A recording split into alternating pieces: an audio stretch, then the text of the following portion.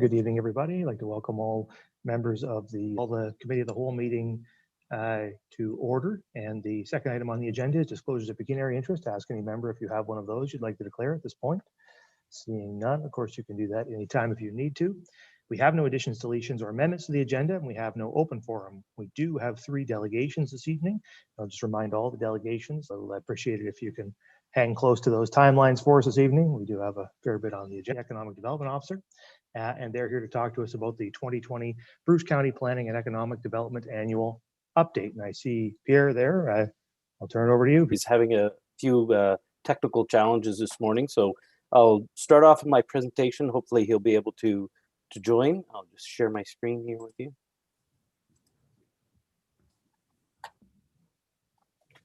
Can you see my screen properly? Yep, we see your desktop there. There we go. Okay, perfect. So thank you very much for your time tonight. Starting off with our presentation. We'll be going through the land use planning side of it, the 2020 highlights and the plan for the next 25 years, and then go through the economic development 2020 highlights and the 2021 priorities. The land use planning division role and structural review and draft MOU were deferred. The quarterly planning dashboard was worked on and created. Local official plan was fee review and local planning service and delivery. I believe Daniel is online right now, and I'm just wondering if he could speak up just to make sure he can make comments on this slide. Dan, are you online by chance? Sorry, he must still be having some technical issues there. That's all right, Pierre. You carry on and do your best, okay. And hopefully we'll get them before the end. Some numbers in regards to the planning numbers for 2020. There was 111 at the Peninsula Hub for applications, 112 for the Lakeshore Hub, 76 for the Inland Hub, for a total of 299 applications, and then new lot or units created were 260. Yeah, Pierre. Oh, sorry. My apologies, everyone. My computer did a forced reboot right before the meeting, which was convenient. So I can take over from now, Pierre, and and finish off the land use planning slides. I do thank you for speaking to them, though. So Pierre went through some of the highlights there. Here we are with some of the specific numbers regarding applications for Saugeen Shores relative to the other lower tier municipalities in Bruce County. As you can see, there's been an increase in 2020 despite the pandemic, as fairly steady and consistent numbers over the past year. The highest number of applications among the municipalities.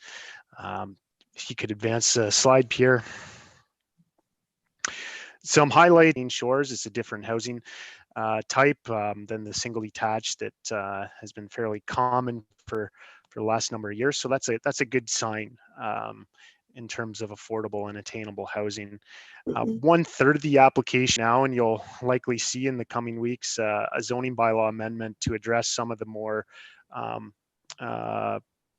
common variances that we're dealing with, such as lot size, minimum lot size. So there's an opportunity to cut that number down if we just sort of modify some of the numbers in the zoning bylaw without having a detrimental effect to its objective. Some intensification projects were one of the more notable ones were the Butner application at Market Street in Waterloo to increase that complex to 9 apartment units. We did a zoning bylaw to support the COVID-19 recovery for the town. We worked with town staff on that. And then, yeah, I have to say we've, over the past few months especially, we've done a lot of pre-consultation meetings with prospective developers who are interested in various types and forms of applications and developments, some commercial, some multi-unit residential. Obviously, I can't say too much in them, but I think what you'll see this year is those pre-consultations that'll likely come forward this year. And again, hopefully is around affordable and attainable housing. So another big initiative that we've kicked off this year was Plan the Bruce, which is the county's official plan update exercise, a comprehensive review exercise. So that started in early in 2020, was put into a bit of a hiatus because of the pandemic and kicked off again later in the summer. So we're advancing quite a few of the projects through Plan the Bruce. There's 8 of them. And Plan the Bruce really with Bruce County residents and visitors a couple years ago, priorities for the county, one being agriculture. So Mark Powley is the project manager. He's also the director of planning. He's the project manager for the agricultural project. And it's looking at how do we ensure the viability of Bruce County's great agricultural system now and into the future. If you could advance the slide, is led by Jack Van Dorp, who is now the manager of planning. And this is really focused on increasing the supply and mix of housing in Bruce County. And if you could advance the slide, Natural Legacy is again led by Jack Van Dorp, and it is looking at the county's natural heritage system and policies around that. And Good Growth is the county's growth management strategy. We've just released the interim report. It's available at the planthebruce.ca website. All these discussion paper areas have their own topic page. This report just came out, some interesting conclusions for Saugeen Shores, particularly in terms of employment lands. There's a shortage of employment lands, and this, not to get into it in great detail at this point, but this is again something that will be on council's radar in the near future. And if you could advance the slide, Heritage is our cultural heritage plan and archaeological master plan, and that's being led by Matt Mead. Connecting is the county's transportation master plan, and it's also looking at the concept of digital connectivity. And Communities is looking at all those things that are required to make complete communities, and that's led by Pierre and Vicky in economic development. And then another project led by economic development is the Plan the Bruce business paper. And again, those are focusing on official plan policies that support and help businesses thrive in Bruce County. So I mentioned the Plan the Bruce website. A number of these papers are released in their interim reports, and we're seeking feedback and comments on those papers. And these papers will ultimately inform the county official plan, which is set to be updated, start the update process or comprehensive review process later this year. And for 2020, some of the priorities we have in planning are complete our modernization fund projects to bring our development applications online, get into the digital era, and use that technology also to connect to local building permit information to give us timely data on various points of interest and concern, to ensure, particularly around the housing front, to ensure we're meeting our housing objectives, and to understand if we're failing, where and where support is needed and so on. So it's critical we get access to that data for timely information. And we also have a land use planning strategic plan for the land use planning division at Bruce County.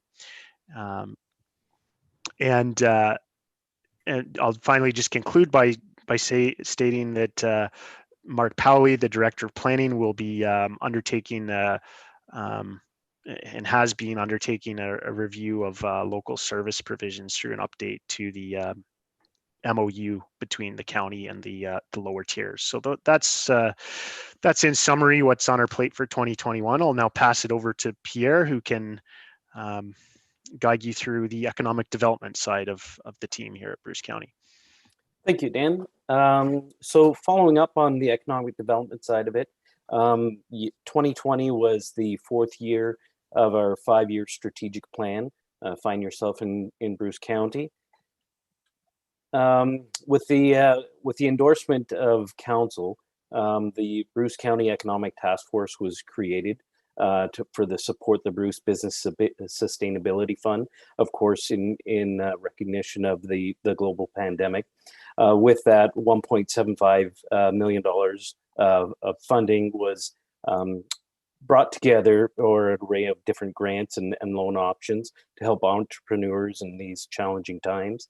382 businesses accessed a total of $1,327,866, really to help adapt and pivot to a lot of the changes that have happened in the health requirements and really reimagine their businesses. A report was brought forward for the Faces of Resilience that really highlighted some of the successes of that project that can be found on the Bruce County website. Some of the numbers of what happened were in the Emergency Business Sustainability Loan. There was 22 businesses that accessed it for $409,500. There was the Starter Company Plus and the Business Pivot Adaptation Grant, where 68 businesses accessed $318,000 worth of funding. There's Spruce the Bruce Pandemic Response Grant. There was 101 businesses that accessed it for $250,000. There was the Business Safety Supplies Grant that went out to 180 businesses for a total of $250,000 to adapt with new safety equipment. The Special Edition Tourism Innovation Lab Spark Grant for 11 businesses that accessed $100,000 to enhance their tourism operations. For the Business to Bruce services, it was a significant increase in the amount of traffic that the consultants and the development officers were able to connect with people. 1,333 businesses or related inquiries were handled. 537 outreach connections were made. 510 one-on-one business consultations. For the virtual events, there was 200 that attended the Women's Day event, 200 people that attended the Bridges to Better Business, and then there were 41 business events and webinars that were also hosted. Continuing on with the economic impact of business support, 152 new businesses were opened, 48 business expansions, 77 new jobs were created, and 811 entrepreneurs were trained. The Summer Company Initiative, in partnership with Province of Ontario, granted 4 students a total of $12,000. And the Starter Company Plus Initiative, in partnership with the Province of Ontario, granted 7 startup businesses for a total of $35,000, along with mentorship and training. Paisley was brought on board to the Business to Bruce program, and they officially launched with their program.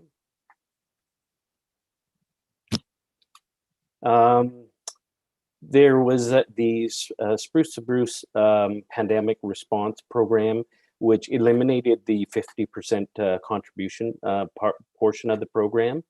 There was 101 Main Street small businesses that accessed the grant for modifications as a result of the pandemic, with 51 facade improvements, 19 outdoor patio and takeout windows were put in place, 14 perpendicular signs, 11 awnings, and 6 collaborative marketing campaigns. Just an example of some of the businesses, there was a outdoor patio added to Hog's Breath down in Kincardine, facade improvement to Walker Catering in Tara. Pierre, we're just sorry. passing over 15 minutes here, so if you could move it along to a conclusion, that would be appreciated. Okay, not a problem. The Find Your Career in Bruce County Workforce Development Attraction Strategy was launched this year. The Grey Bruce Local Immigration Partnership Program was launched as well. And then the messaging was changed to tailor the current pandemic with an increase of viewer actor participation on the website.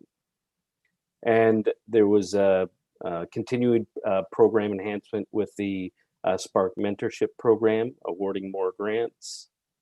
The county won 3 Hermes Creative Awards in the past year. The annual assessment of all the different municipalities has been updated with their local assessments. And then priorities for 2021 is really to continue to monitor the impact of the current pandemic, work on the 5-year economic development strategy for the next 5 years out, and then continue to market the county as a place to visit, live, and build a business. We'll continue to work with the Business to Bruce program to attract and support potential entrepreneurs, working towards making the region an inclusive place for a great Bruce local immigration partnership, and then fostering sustainability tourism and innovation through Bruce County's Tourism Innovation Lab. And that really brings us to our conclusion of our presentation. Great, thanks very much, Pierre, and thanks, Dan. I guess we'll ask if there's questions or comments from members of the committee. Let me just, I think I see the Vice Deputy Mayor there. Vice Deputy Mayor. Yep.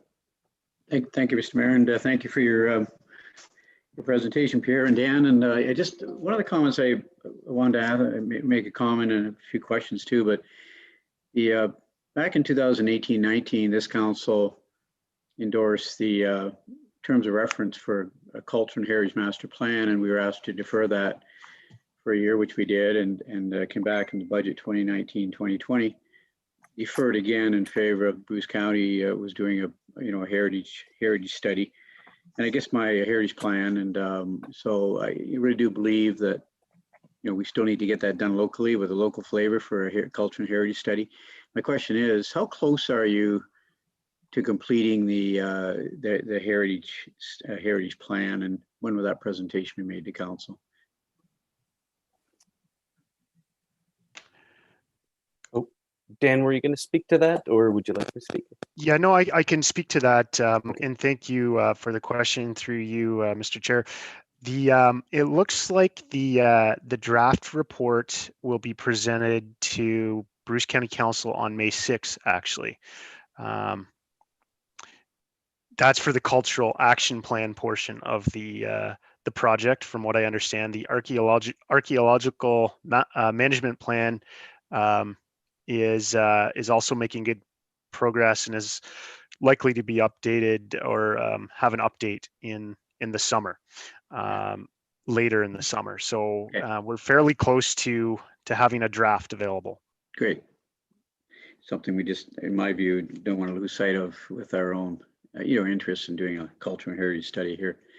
The second question I had was about the natural heritage study, and Bay Street and Huron Street development came to this council a year or two ago, and it was deferred, I think, or not approved at that time. But in favor of, I think the county also is conducting a natural heritage study, Dan, and so when is that report going to be released or completed?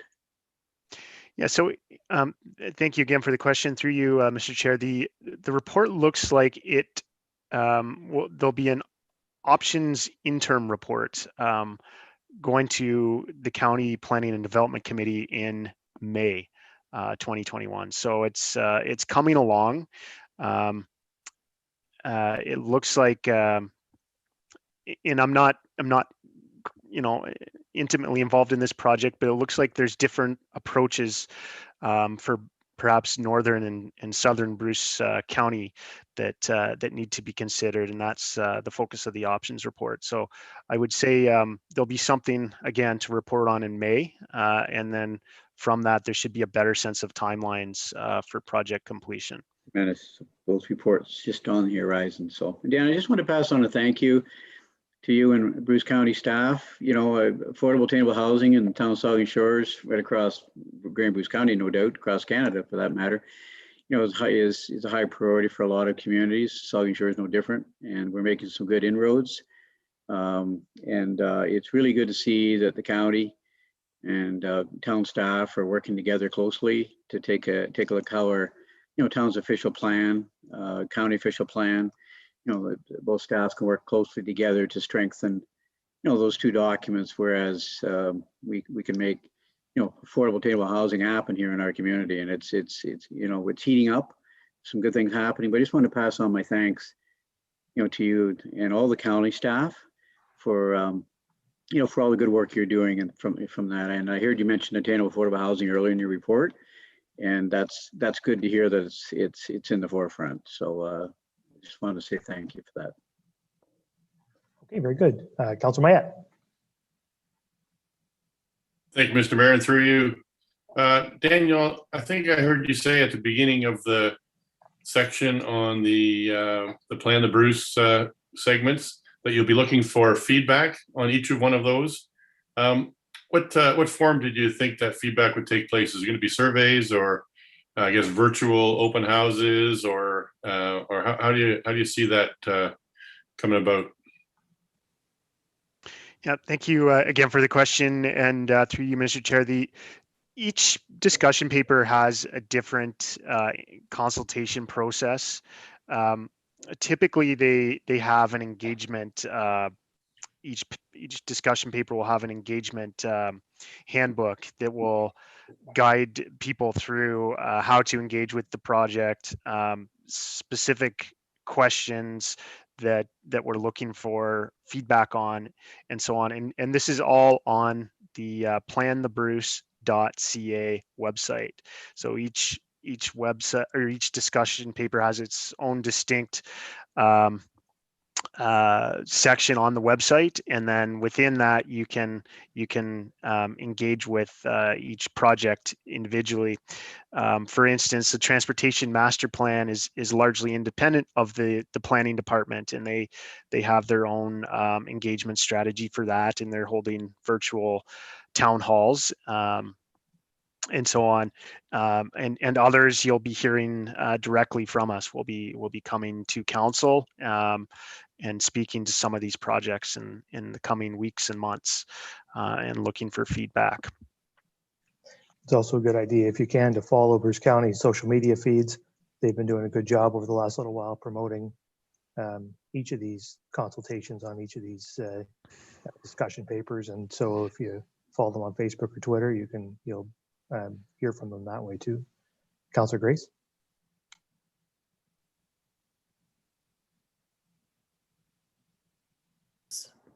Okay.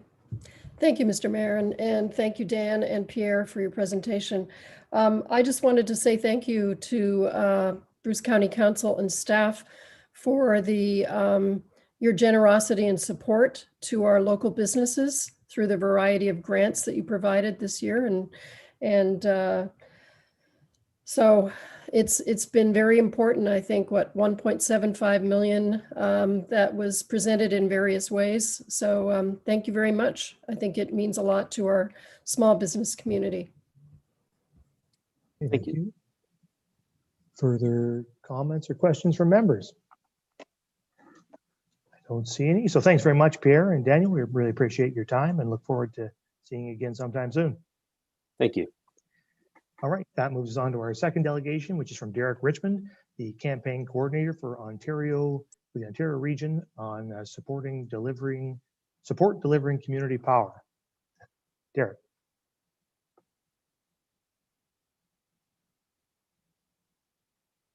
There you Hi, are. sorry, I was on mute. Can you hear me? Yep. Okay, thank you, everyone. Good day, your worship and members of council. My name is Derek Richmond. I'm the Ontario Region Campaign Coordinator for the Canadian Union of Postal Workers. I'd like to thank you for the opportunity to speak to council on expanding service and protecting public post offices. Our public post offices can be so much more than what they currently are. We know the post office should and can be sustainable in all ways. We can reduce pollution and greenhouse gases and keep the service financially self-sufficient, supporting our communities and protecting good jobs. Our post office that we envision looks like this: retrofitting buildings with solar panels, a countrywide network of electric Canadian-made delivery vehicles, and charging stations at all post offices. This could boost electric vehicle sales and travel throughout Canada, as many with electric vehicles are fearful of traveling great distances because they don't know where they might get their next charge.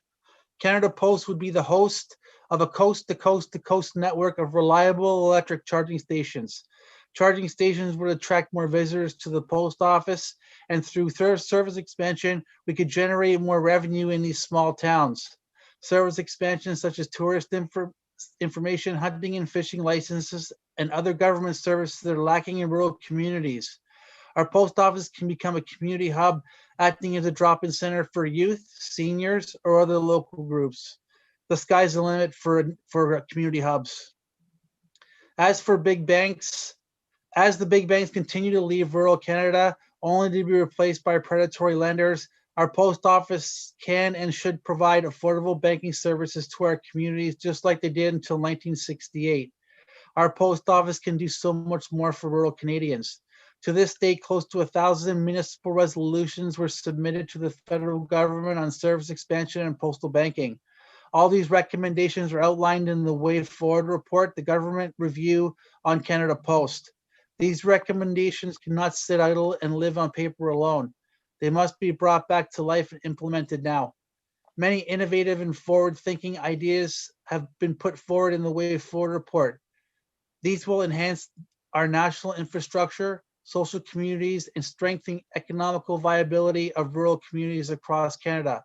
But we still need municipalities like Saugeen Shores to continue to put pressure on the federal government to ensure rural municipalities receive the service they deserve from their public post office.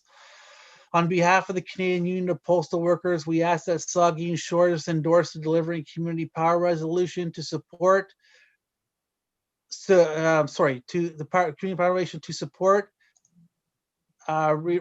retain, enhance, and expand rural post offices. Thank you for your time and support. I'm willing to answer any questions and address any concerns council might have. Thank you, Mr. Richmond. And I guess we'll ask if there's questions or comments from members. Councillor Grace and then Councillor Maya. Thank you, Mr. Mayor, and through you. Thank you, Derek, for coming to us today.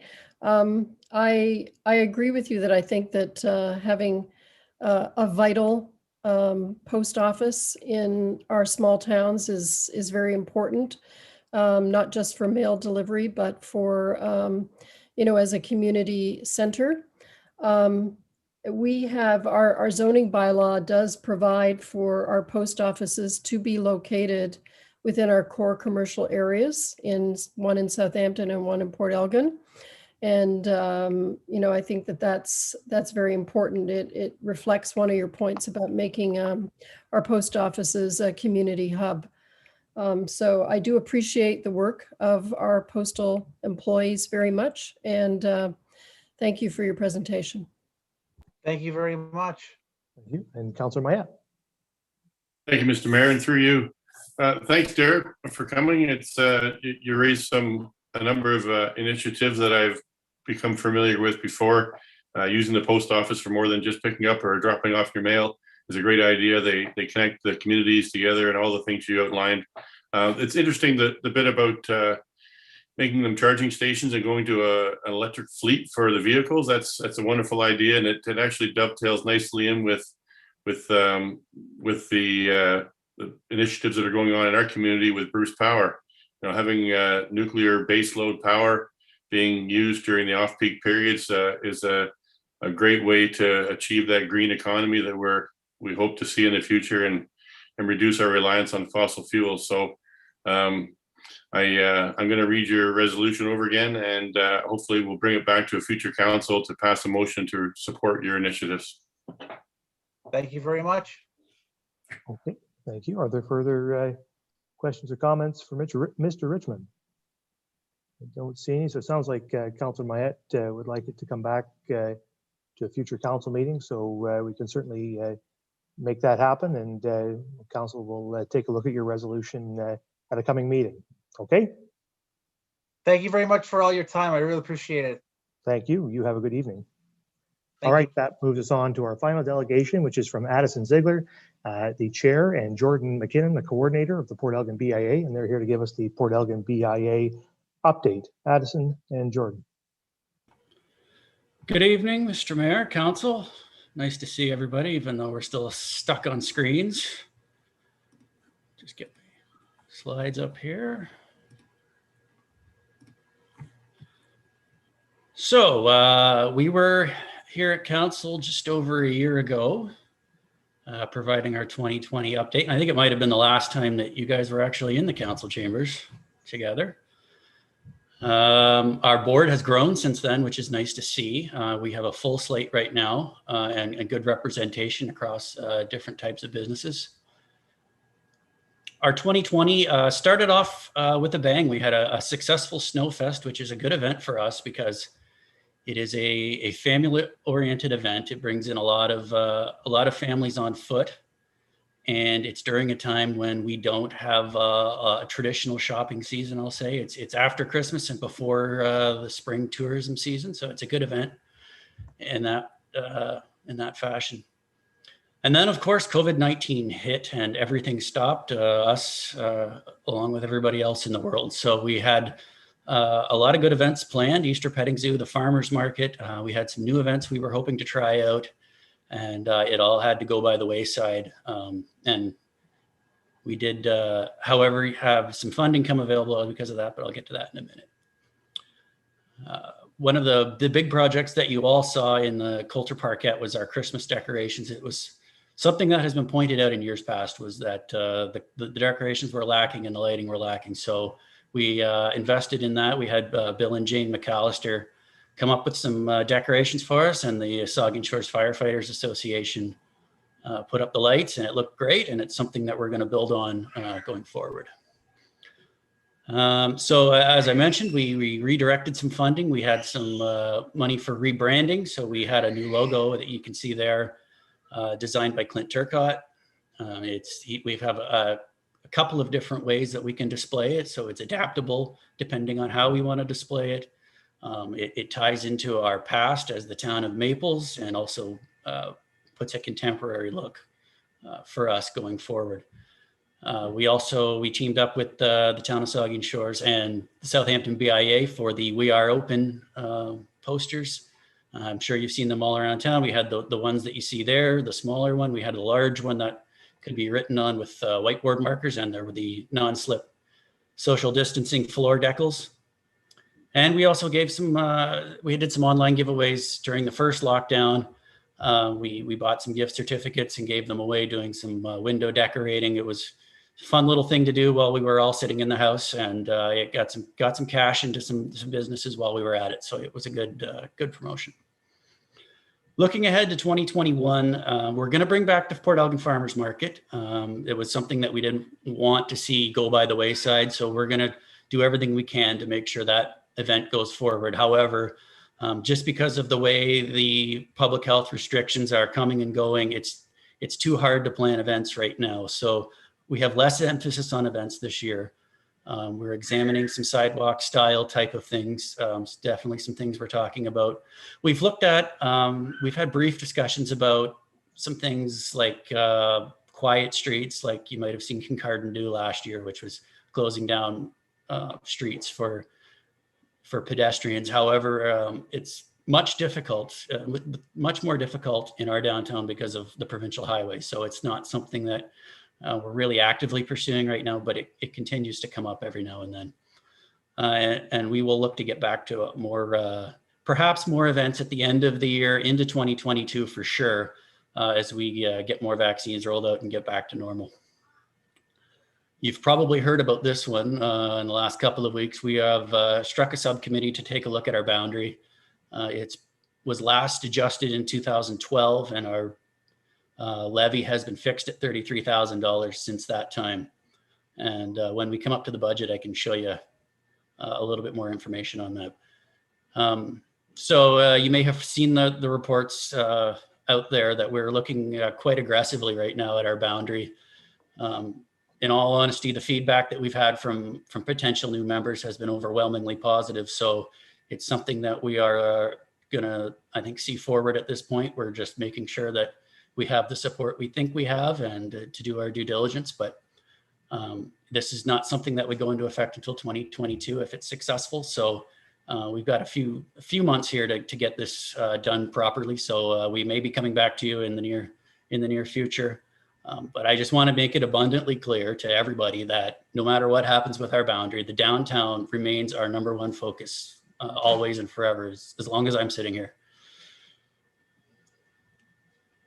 So we want to keep building on Coulter Parkette for Christmas, and just the feedback was such that it's something we want to keep doing. We want to keep investing more and more into decorations.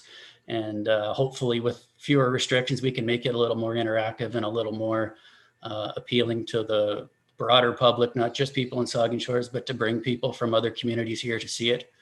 That's really the ultimate goal.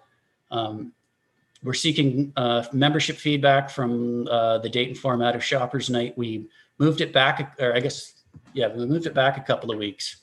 It's traditionally earlier in November. We had it the final weekend of November this year, and with the Santa Claus parade hopefully being a traditional parade this year, there's some potential there that I see that we could tie all three of these elements into one big Christmas weekend in Port Elgin. So that's something that I want to take a longer look at. Make sure it's okay with our membership that we have a different date for Shoppers Night. Maybe it's multi-night again, but definitely there's, with the elements that we have in place that you see there, there's definitely a chance to do something pretty special. So definitely something that's going to be a major project for us this year.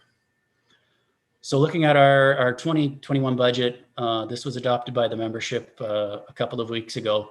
So I want to point out that our BIA levy is $33,000. However, if you look at the line 4340, capital lighting, $10,000. You look at TSF to capital, which is our Coulter Parkette, that's $5,000. Those are both debt repayments to council. So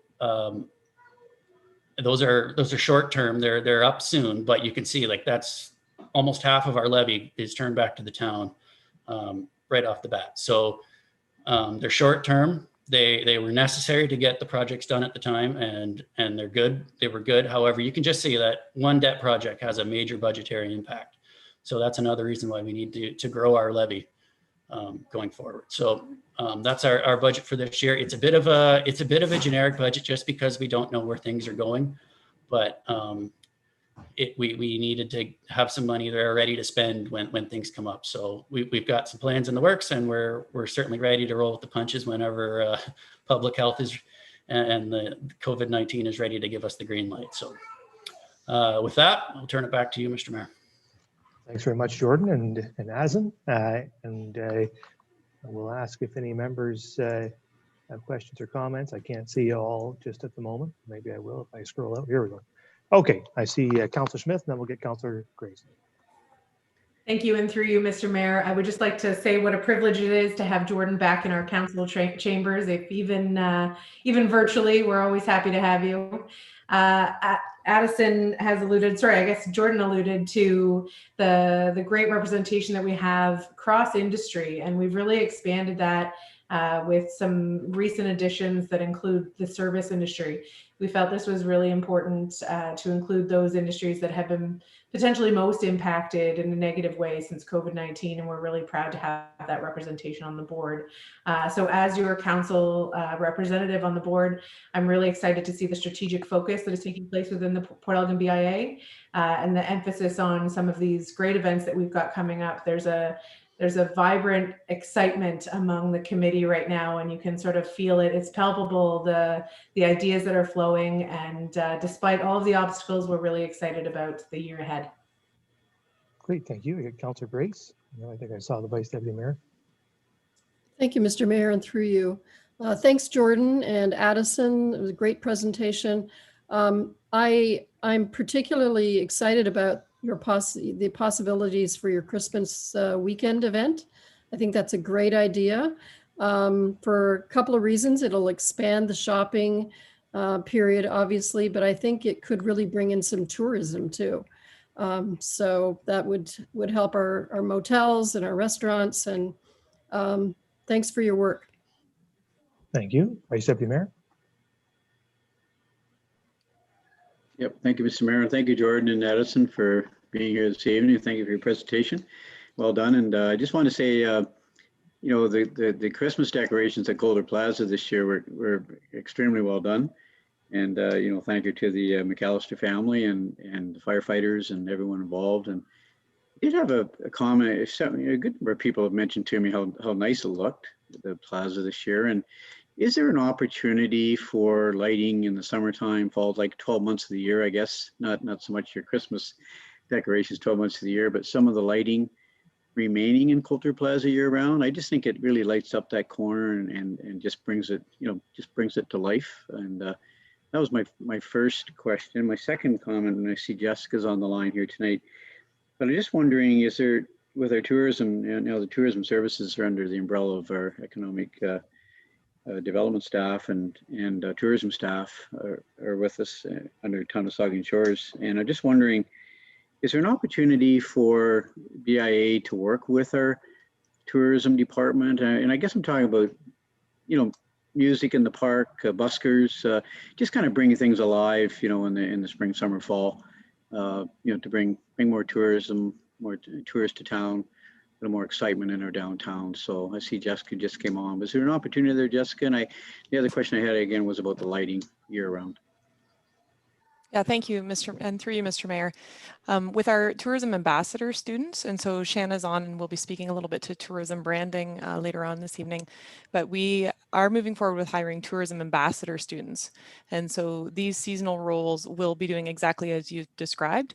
We'll be working closely with the BIAs and offering that opportunity to see some more of that happening on our downtowns and at the waterfront as well. So again, all COVID pending, but yeah, certainly acting as those ambassadors in the community to continue to see activity and work in collaboration. Well, that's good news. Thanks, Jessica. Any comments, Jordan, about the year-round lighting question?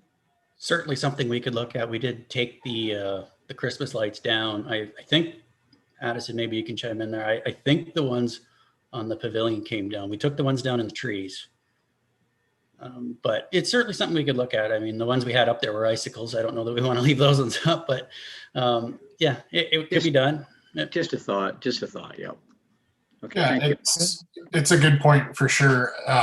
I myself am all about capital investment. I think it's great to invest in these things that we can get more than one season, more than one event out of, and it makes those dollars go a little further. All business owners want to see their dollar value reach its maximum potential, and the best way to do that is by capital investment and by tangibles that other business owners can see. Hey, the Port Elgin BIA did this and did that, and that's where our rebranding took place as well, because it allows us to attach that branding to projects that we have worked on. Lots of good things happening. Thank you. Thank you. Any further questions or comments? I just would make one comment, really. I guess you know, when the Port Elgin BIA first formed in the early 1980s, and from that period, from that point, and it had a $5,000 levy in 1982 or whatever it was when it formed. And in 2012, it still had a $5,000 levy, and we made those changes at that time to expand. So we did a boundary adjustment at that time, And the Board of Management at that time increased the levy that it was charging to individual members, which is always an option that the Board of Management has, even without a boundary expansion. You can increase that $33,000. It's entirely within the control of the Board of Management to change how much you levy. But I also was involved there, but also was involved with the creation of, well, not involved directly, but around here, around this table, when the Southampton BIA was created. And I think they made a really wise choice in Southampton at that time to include the entire former town of Southampton in that boundary, in the boundary of their BIA. They don't collect any more money than the Port Elgin BIA does, but they do it over a much larger territory, bringing in every business essentially in the former town of Southampton. And I think that that's really something that the Port Elgin BIA could look at very carefully, you know, and I think it's been talked about lots of times. I guess my message is, you know, if you're going to go through a boundary adjustment, look broadly, and it's worked well in Southampton, I think, and I think the business community has been supportive of that, and I think it would be something that Port Elgin BIA could consider. But the last thing we want to have is 20 years from now to have the BIA's levy in Port Elgin still be $33,000, because your money just doesn't go as far year after year after year. So I'm glad you're looking at that. You really have to keep pace with inflation, keep pace with the costs, and do more. You know, you can only do so much if you're not expanding the money you're collecting, and we want the BIA to be doing lots of things. It's good for business. So thanks for that effort. Thanks for all the rest of your efforts, and we appreciate you guys coming in tonight and giving us a few minutes of your time. Thank you. See you later. Okay, so that brings us to the end of the delegations, and we have no public meetings this evening. So that moves us on to report of municipal officers and committees, and 7.2, general government. The first one is a staff report on the video surveillance policy update, and the clerk. Okay, thank you, Mr. Mayor, and through you. So this report brings forward a revised video surveillance policy. And since our last meeting, section 7 of the policy has been revised to narrow the purpose in which the video recording can be viewed. The policy now states that the video recording can only be viewed for the purpose of investigation of incidents involving the safety and security of people, facilities, and assets, and for providing evidence as required to protect the town's legal rights. This policy was also revised to expand the definition of webcam to provide greater clarity. No other changes were made to the policy, and the rationale for the decisions are provided within the report. Thank you. There's a recommendation. I'll read it, then we can have discussion. It's recommended that council approves the video surveillance policy. Questions, comments from members? Deputy Mayor. Thank you, Mr. Mayor. And through you, Linda, thank you for updating this. I was in favor of it last time, and I understand what you've done, and I'm still in favor of it. I believe that in places where we're looking to put it, such as the Arlington Street train station and places around town, those are needed. It's not as some people are worried about, it's not a big brother issue, but it is a safety issue. We know there's lots of interesting things happening in around there, and I do support this motion. Thank you. Thank you. Councilor Schreider, then we'll get Councilor Mayette. Thank you, and through you, along with the Deputy Mayor, I also will be supporting this and supported it 2 weeks ago. So thank you, Linda and her staff, for updating that. And hopefully it passes tonight, but I think that this is long overdue for us, and that there will be willing partners out there to partner with us, especially along our trail system. So thank you very much. Thank you, Councilor Mayette. Thank you, Mr. Mayor, and through you. Maybe not surprisingly, I still have a number of concerns with regards to the policy for the use of video surveillance, and a couple of questions. I'm going to take the questions first, and ask the questions first.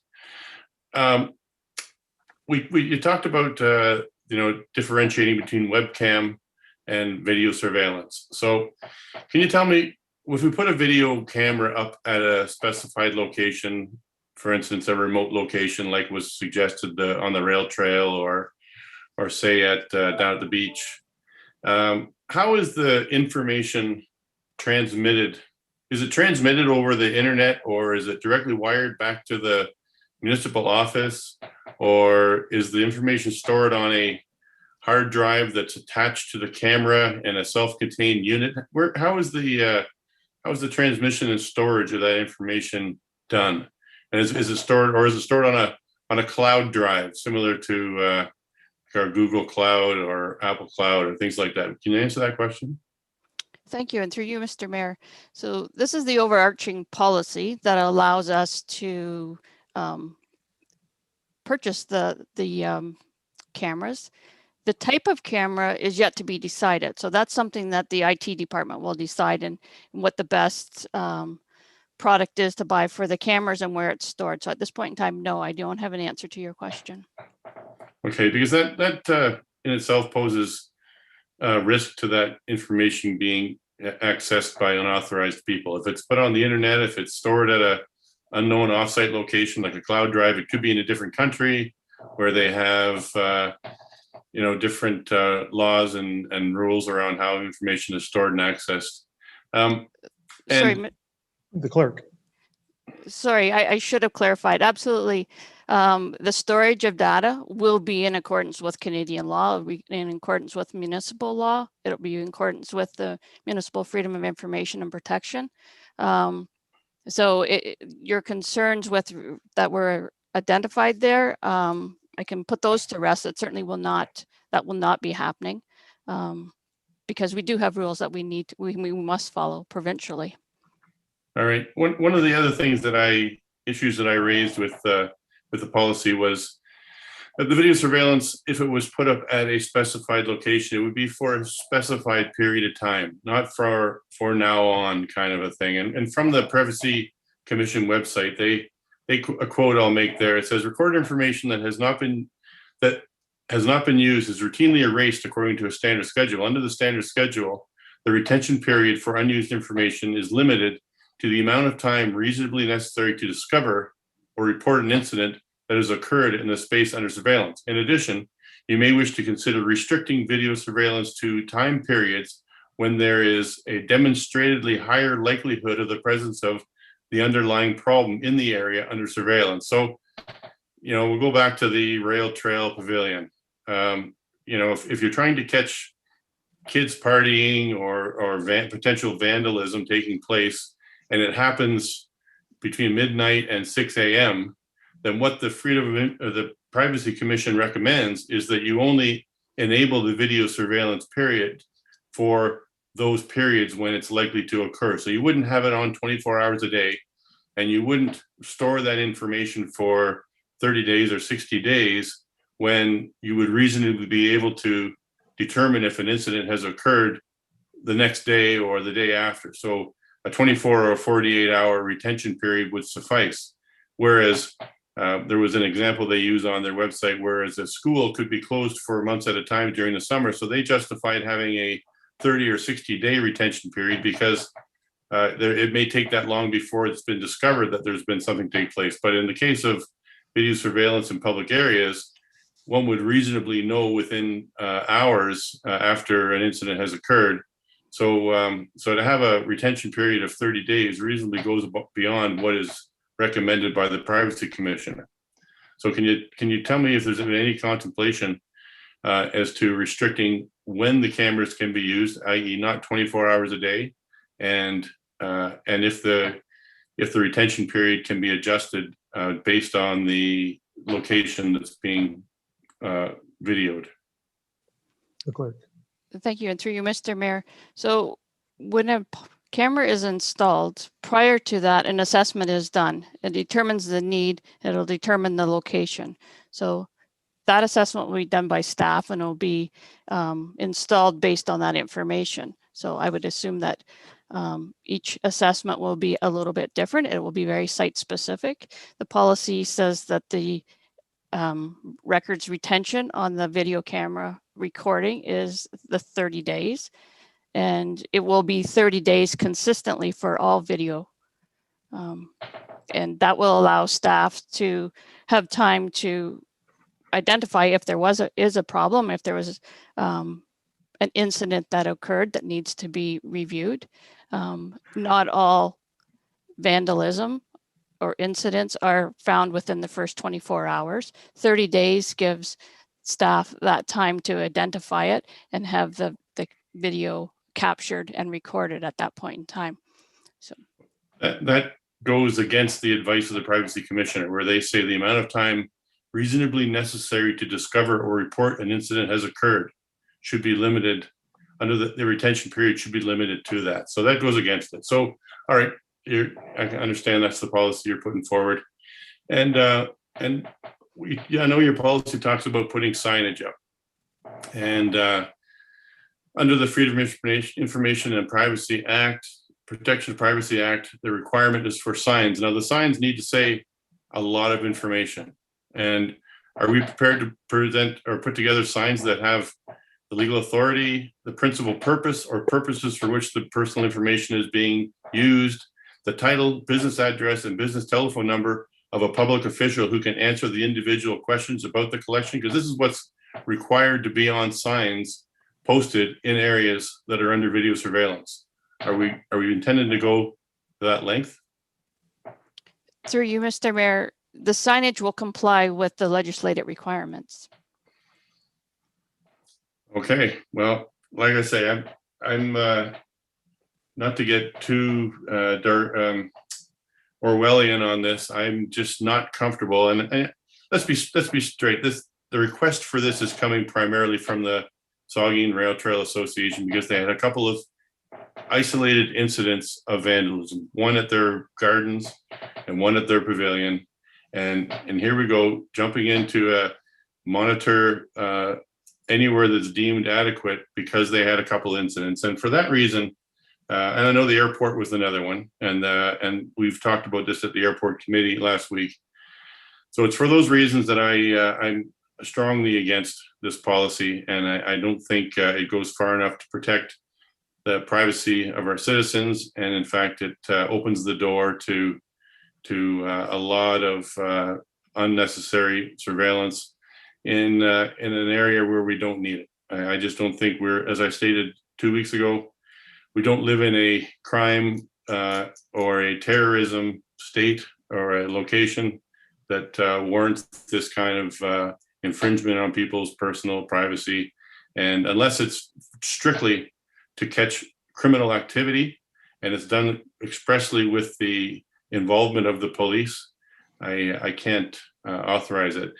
One last question is, the report refers to, in many places, the director. The director, can you tell me who the director is in this case? Because we know what your role is, Linda. You're the Freedom of Information and Privacy Protection Authority. Who is the director in this case? Through you, Mr. Mayor, if you're asking about the Saugeen Rail Trail, the director is the Director of Community Services. Oh, so depending on where the camera is being located, it could be another municipal director? That's correct. Okay, so that could be any one of 4 or 5 people in the organization. That's correct. Okay, that's all I gotta say. And I, once again, will not be supporting this. Okay, thank you very much. Councillor Schreider, and then Councillor Grace. Thank you, and through you. I guess just maybe a little bit of background or a little bit of history is that, has the Rail Trail Association requested this? Yes, they have. They've requested it for years, not just because of 2 isolated incidents that happened. There was one that happened actually over the Easter weekend that happened as well. That anyway, it's not just 2 isolated incidents. Our first system was installed at Cenotaph Park. That has nothing to do with the rail trail. So I don't think it's fair to, I'll use the word picking on them because of this. And I think that there are other assets and facilities. If you read the policy does state assets, facilities of the municipality that are owned. So I think that this would include other assets or facilities outside of along the trail system. So anyway, that's all I'll say about that. I think just for context, it's important for us not to conflate 2 things. One thing is council has provided or approved funding for cameras for a pilot on the rail trail, targeted at the rail trail in these locations that have been identified. But what we're discussing this evening is a surveillance policy affecting the entire municipality, it isn't about the rail trail or any other particular department or organization. This is the municipality's use of video surveillance technology writ large. Councillor Grace. Thank you, Mr. Mayor, through you. I'm satisfied with the revisions that the clerk has put forward in the policy, and I'll be supporting the policy tonight. Thank you, Councilor Grace. We'll get Councilor Smith. I saw her earlier, and then I'll get the Vice Deputy Mayor. Thank you. I would also like to confirm that the Port Elgin BIA had expressed an interest in having video surveillance, particularly as it relates to the Christmas decor that we have heard so much about this evening. As we continue to make capital investments in that decor and other events that take place there, there was an interest in an expressed interest in having surveillance. And I hope that the guidance that was given at our last meeting may be reconsidered given some of the tightening around Section 7 in that the surveillance would be limited to a specific time period and it would be used as a deterrence tool. So I'm not looking for an answer, but rather it is my expressed interest and the interest of the BIA that given the retention of only 30 days, we may be able to make this policy work for the BIA as well. Okay, thank you. The Vice Deputy Mayor. Yeah, thank you, Mr. Mayor. Back, I was personally involved, as you know, in 2008 when we put the surveillance in, the cameras in, for the Cenotaph Park and those problems that they were experiencing with vandalism and graffiti basically disappeared the next day and did not resurface. It really served a purpose. I like the changes, Linda. I think you've done a really commendable job with bringing this back to council. I fully support it. I supported back in 2008. I supported the last meeting, supported again tonight. I think anytime we can make the job of our volunteers easier to curtail this kind of senseless vandalism in our community, it's the right thing to do. And it's not just the Saugeen Rail Trail Association. Councilor Schreider mentioned the Cenotaph Park. BIA was just discussed tonight. Saugeen Rail Trail Association, certainly there's some repeated occurrences with vandalism and at their locations. So I just think it's the right thing to do. I think anytime we can make it easier for our volunteers, to protect their assets, make their job a little bit easier, I think it's the absolute right thing to do. So I'll be supporting this. Great, thank you. Well, we've had a good discussion on this. I want to say, Linda, thank you for making the revisions. I think that you've satisfied my concerns in limiting the scope of those possible uses of the technology. So I'm pleased with that, and I will support the policy tonight. And we are what we are doing, and I want to be very clear with the public. We've heard the Coulter Parkette floated this evening, and I've heard from the airport and from the harbor and other places interested in video surveillance. For this year, the town is running a pilot project on this on the rail trail, and that's where cameras will be deployed, and that's the only place they'll be deployed in the year 2021. We're going to see how it works, and council will hear back and we'll decide what to do next. So that's all that's going to happen this year, apart from the approval of this policy. So just for clarity on that. But anyway, you've heard the recommendation, and so now I'll ask all in favor. Opposed? That's carried. Okay, that moves us then on to the staff report for the 2022 municipal election voting methods and the clerk. Thank you, through you, Mr. Mayor. The municipal and school board elections will be held next year on the fourth Monday of October, being October 24th, 2022. The Municipal Elections Act contemplates traditional voting methods, which is voting at the poll with the paper ballots being counted manually. However, the Act does allow municipalities to select an alternate voting method. This report compares the vote by mail and the internet and telephone voting methods. It recommends the use of internet and telephone voting for 2022.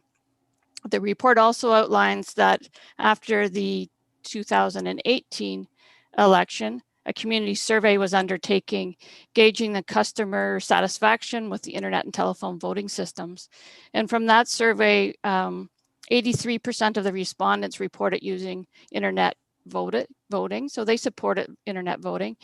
And a lesser percentage, I think it's 48%, support using the telephone in the upcoming election. The full survey results are provided within the report. There are advantages and there are disadvantages to each of the voting methods, and I've tried to outline them within the report. The clerks from the lower tier municipalities in Bruce County have been meeting, and we're currently reviewing software suppliers for the upcoming election. So, but prior to going forward and down a path too far, at tonight's meeting, I'm seeking council support in proceeding with the internet and telephone voting in 2022. And I'll entertain any questions you may have. All right, thank you. I'll read the recommendation. We can take questions or comments. It's recommended that council authorize the use of internet and telephone voting for the 2022 municipal and school board election. Questions or comments? Councillor Grace and Councillor Smith. Thank you, Mr. Mayor, and through you. Linda, thank you very much for this comprehensive report. One of the things you talk about in your report is that voter turnout in the last election was considerably lower than in the 2014 election. You talk about the fact that you don't see the using the internet and telephone as being solely responsible for this, that other factors, such as the fact that it wasn't a mayoral race this year or last year, and that there weren't as many maybe current controversial current issues could have depressed turnout somewhat. And you talk about the fact that we need to continue educating the public about the new voting methods. And personally, I think your office did a fantastic job of trying to make our methods as accessible as possible in 2018. There are always going to be some wrinkles, of course. Hopefully in the next election, people will be more comfortable. And I am supportive of doing this again in 2022. I was particularly glad to read that the telephone system is being worked on, because I think that was the area that I heard the most complaints about. But you've detailed that, and I think that they're have already identified that weakness, and they're going to be working on that. I do have one question about Dominion Voting, the company that we used. Your post-election report says that we were withholding final payment until a reduced price was agreed upon, given the disruptions that occurred on election day. Could you fill us in on how that's been resolved, please? Yes, and thank you, and through you, Mr. Mayor. So Dominion Voting, they offered a 20% discount to all of their customers. So we took the 20% and we negotiated a little bit more for that. So we were satisfied that we got more than a 20% discount in our final invoice. Okay, Councillor Smith. Thank you, and through you, Mr. Mayor. Earlier this evening, Linda, I was able to ask you a question. In my corresponding with constituents this week about this particular issue, one of the questions that was raised is many people expressed a preference of in-person voting, which, as everyone is well aware, we partake in for provincial and federal elections. But can you, for the public's interest, articulate when the last time municipal elections in Saugeen Shores saw an in-person voting? Yes, and through you, Mr. Mayor, the last time was in 1999, so pre-amalgamation was the last time that we actually had to walk in and mark your ballot at the polls.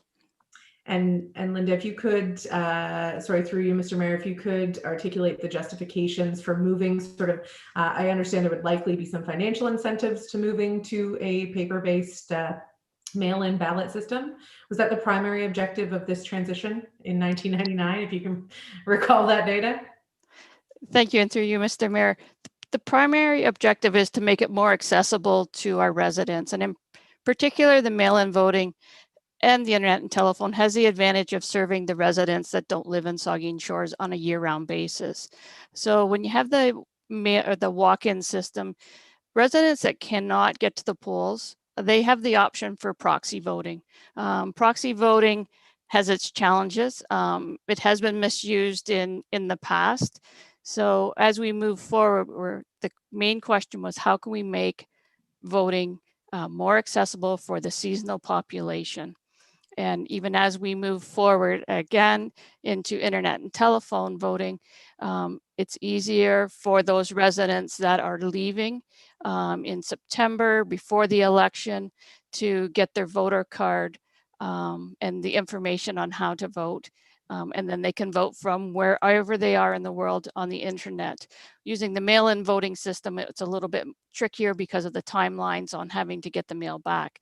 But moving away from a paper system, there's less staff resources that are required, and it's more accessible to the voters. Okay, further questions or comments? I got the Vice Deputy Mayor. Yeah, thank you, Mr. Mayor. Just see you to Linda. Linda certainly was on the campaign trail, a couple of years ago. I heard from lots of, particularly seniors, who said they much prefer the paper method, and we've gone electronically, and it seems to have worked out reasonably well. And I only encourage members of the community, if you know their next door neighbor or someone in a retirement lodge or someone that maybe doesn't have family that needs help with voting, that extend that helping hand and help that person maneuver their way through the system. I just wondering if an individual at home isn't really technically savvy, computer literate, say, where they need help with voting, are they able to come into town hall or not? Can they receive assistance with tablets, voting system, if they come in to see staff? Linda, is there assistance available? Through you, Mr. Mayor, absolutely, there was assistance available. There will continue to be. The help desk, we have computers, we have tablets set up. People that use the help desk were very appreciative and felt actually quite positive that they could do it afterwards. So they learned something new, they voted, and they were happy about it. We will continue to have a help phone line. We'll continue to have computers set up or tablets set up with the instructions that they need to make them feel comfortable voting.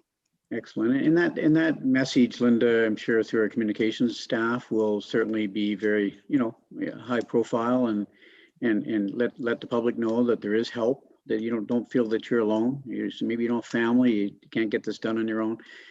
There's help available. So that through communications surely will be spelled out very, very clearly, no doubt. Correct? That is correct. Yep. Thank you. Okay, are there any further questions about this report? I don't see any. So thank you very much, Linda. I think there's nobody knows more about the best ways to do this than Linda. And I think if her recommendation is to proceed this way, then I think that it is a sure bet that it is the best way. So I'm happy to support this recommendation. And with that, I'll ask all in favor. That's carried. Okay, that moves us then on to 7.3, infrastructure and development. And we have one report there. Staff report on the MOU for temporary collection event for municipal hazardous and special waste, and the Director of Infrastructure and Development. Thank you, and through you, Mr. Mayor. The hazardous waste collection days are run by the county and they're carried out on our sites. So for Southampton, they are done at the Peel Street Shop. The first one is the first weekend in May.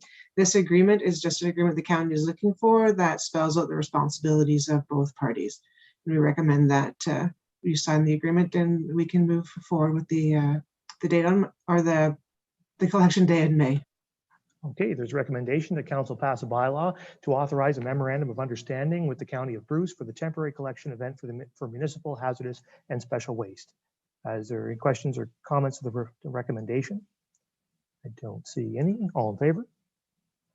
That's carried. All right, that moves us then on to 7.4, Community Services, Parks, Recreation, and the first staff report is on the Chesley Street Docking Committee lease agreement and the Director of Community Services.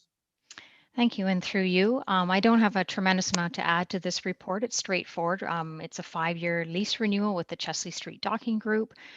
This group, for those of you who are not aware, they manage the mooring rights on the north side of the Saugeen River, and we've had a long-standing positive history with them, and we're certainly pleased to continue working together with them moving forward.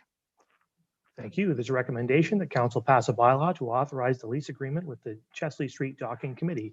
Questions or comments to that recommendation? I don't see any. All in favor? That's carried. All right, that moves us then on to the second report, staff report to amend the tourist camp bylaw 127/2008 and the director.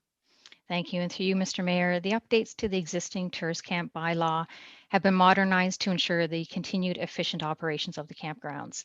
Staff have been busy in reviewing neighboring campground rules and regulations, as well as Camping Ontario updates to ensure the regulations reflect the industry norm. These changes will continue to provide an enjoyable experience for campers while at our campground. The updates are articulated within the report, and staff do not sense that these will have a negative impact to our campers' enjoyment. Once approved, the updates will be shared with all of the campers through several means of communication. Thank you. There's a recommendation that council pass a bylaw to amend the tourist camp bylaw 1272008. Questions or comments to the recommendation? Councillor Grace, then Councillor Smith.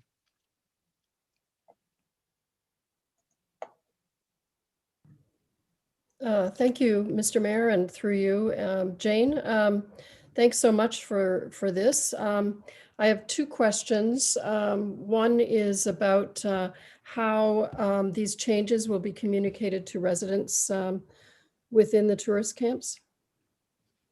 Yes, certainly. Thank you for your question. And through you, there are several means that we do communications with our campers, depending on what mode they prefer to receive it in. In the case of the bylaw, what we'll do is we will email them directly. We will also put it on our website for them. We also have a Facebook site that the campers follow, and we typically have always had hard copies available in the office for them to pick up for those who'd like to keep a copy at their trailer. Okay, thank you. My second question is about section 1.32, which is talking about permanent addresses. And I wondered if you could speak to that, justification for that. And also I communicated with you earlier about maybe a change to the question of it being limited to Ontario. Yes, and thank you for your question. In the case of identifying that the tourist camps are not permanent residences, we provide a seasonal amenity. A campground is a 6-month, in our case, recreation facility, I'll call it. We do not provide amenities for 12 months, such as providing utilities and clearing of roads, and nor is it zoned residential. And therefore, with knowing that and with our conversations with Camping Ontario, we clearly do not fall into a permanent residence location. It's important that our campers who come and enjoy our amenities during those 6 months have an alternative residence that they declare in either Ontario or Michigan or wherever it may be, and that is identified on their permit with us. Okay, Councillor Smith. Thank you. And through you, Mr. Mayor, my question relates to section 1.03. The amendment that's being proposed would see the authorization being removed from council and put upon staff to delete and or amend any rules or regulations as deemed necessary. My question relates to Schedule A of the bylaw entitled Rules and Regulations. Is it your intent that staff could manipulate items within the Schedule A rules and regulations as pertains to the bylaw? Your answer in email alluded that there are some instances in which are more technical and that are minor in nature and require an immediate authorization. Do you foresee any of those being specifically governed by the bylaw? And if so, I'm just curious if perhaps the clerk could weigh in. I'm not sure how we could go about having these changes amended as it exists within a bylaw. Thank you. And through you, Mr. Mayor. So through the bylaw, the delegation of authority to staff. So the alterations I think that are being considered that are minor in nature, or something like no person shall have a picnic table other than what's on their site. So that's something that's minor that would be delegated to staff if they needed to change the bylaw. Something that is in the bylaw that we're looking for bylaw enforcement officers to enforce, to write a ticket. Those types of things need to be approved in the bylaw. And if they're amended, then a council does the amendment for those types of enforcement issues. But there are a number of minor things within the rules and regulation that staff, excuse me, need the ability to amend to meet a particular situation. I think just if I can follow up on the councilor's question, that may be the intent, but it isn't what the amendment says, right? The amendment says that the council for the town of Saugeen Shores delegate authority to staff to add, delete, or amend any rules or regulations as deemed necessary. essentially delegates the ability to amend any part of this bylaw. I think that probably goes farther than council might be comfortable with. I don't know. Can't speak for council. I haven't heard from all of them, but I wonder if it's possible to scale that language back. It seems like staff's desire is to be able to make minor adjustments to the rules. I think that's reasonable, but it may not be reasonable to go so far as to amend any rules or regulations. That may be more than what council would like to delegate. Just me talking. I don't know what others think. Vice Deputy Mayor.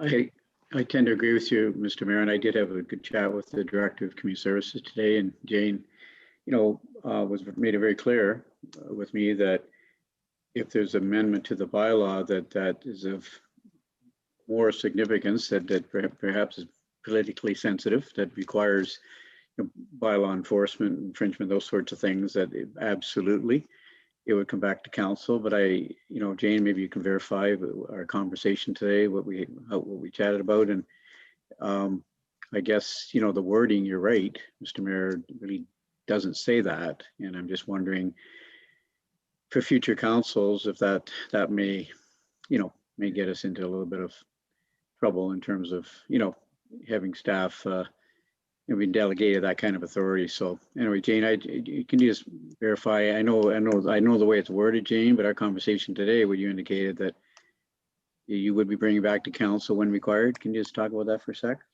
Yeah, I think our clerk has certainly articulated the meaning of it, and there could be occasions where a minor variance would be applicable to some of these rules and regulations, or in the need of a safety issue that needs immediate attention as well, to allow staff to make those quick alternate changes required. Anything, as our clerk has indicated, that involves a bylaw, a potential fine, then obviously staff do not have the jurisdiction to make those changes on our own, and therefore would be coming back to council for that approval. Yeah, and I, Mr. Mayor, just to follow up, we don't want to tie staff's hands either with empowering them to do their job, and delegating of authority, I think, is important. But I think we have to be a little bit careful with the level of authority. I agree with you. So maybe the wording can be adjusted somewhat. I don't think there is opposition on council to doing what you have articulated, Linda and Jane, this evening. I think there just may be some concern with the wording in the document itself, and perhaps it's possible for you to refine the amendment between now and when this comes back to regular council to better reflect what you've said this evening. Is that a reasonable thing?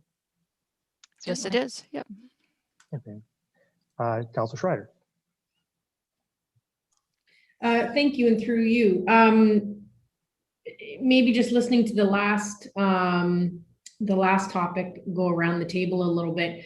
Is there a way for us to have a campground bylaw, but then also either conditions of use or rules that perhaps aren't incorporated in the bylaw, so that staff can enforce them, change them as needed? Linda's example of a picnic table is a great example, something that needs to be addressed right away, but perhaps staff could do that, but maybe it's not written in the bylaw. I don't know if whether it's creating more work, and that's not what I'm trying to do, but is there a way to divide that document, Jane, for the bylaw and then conditions of use? And would that help things out?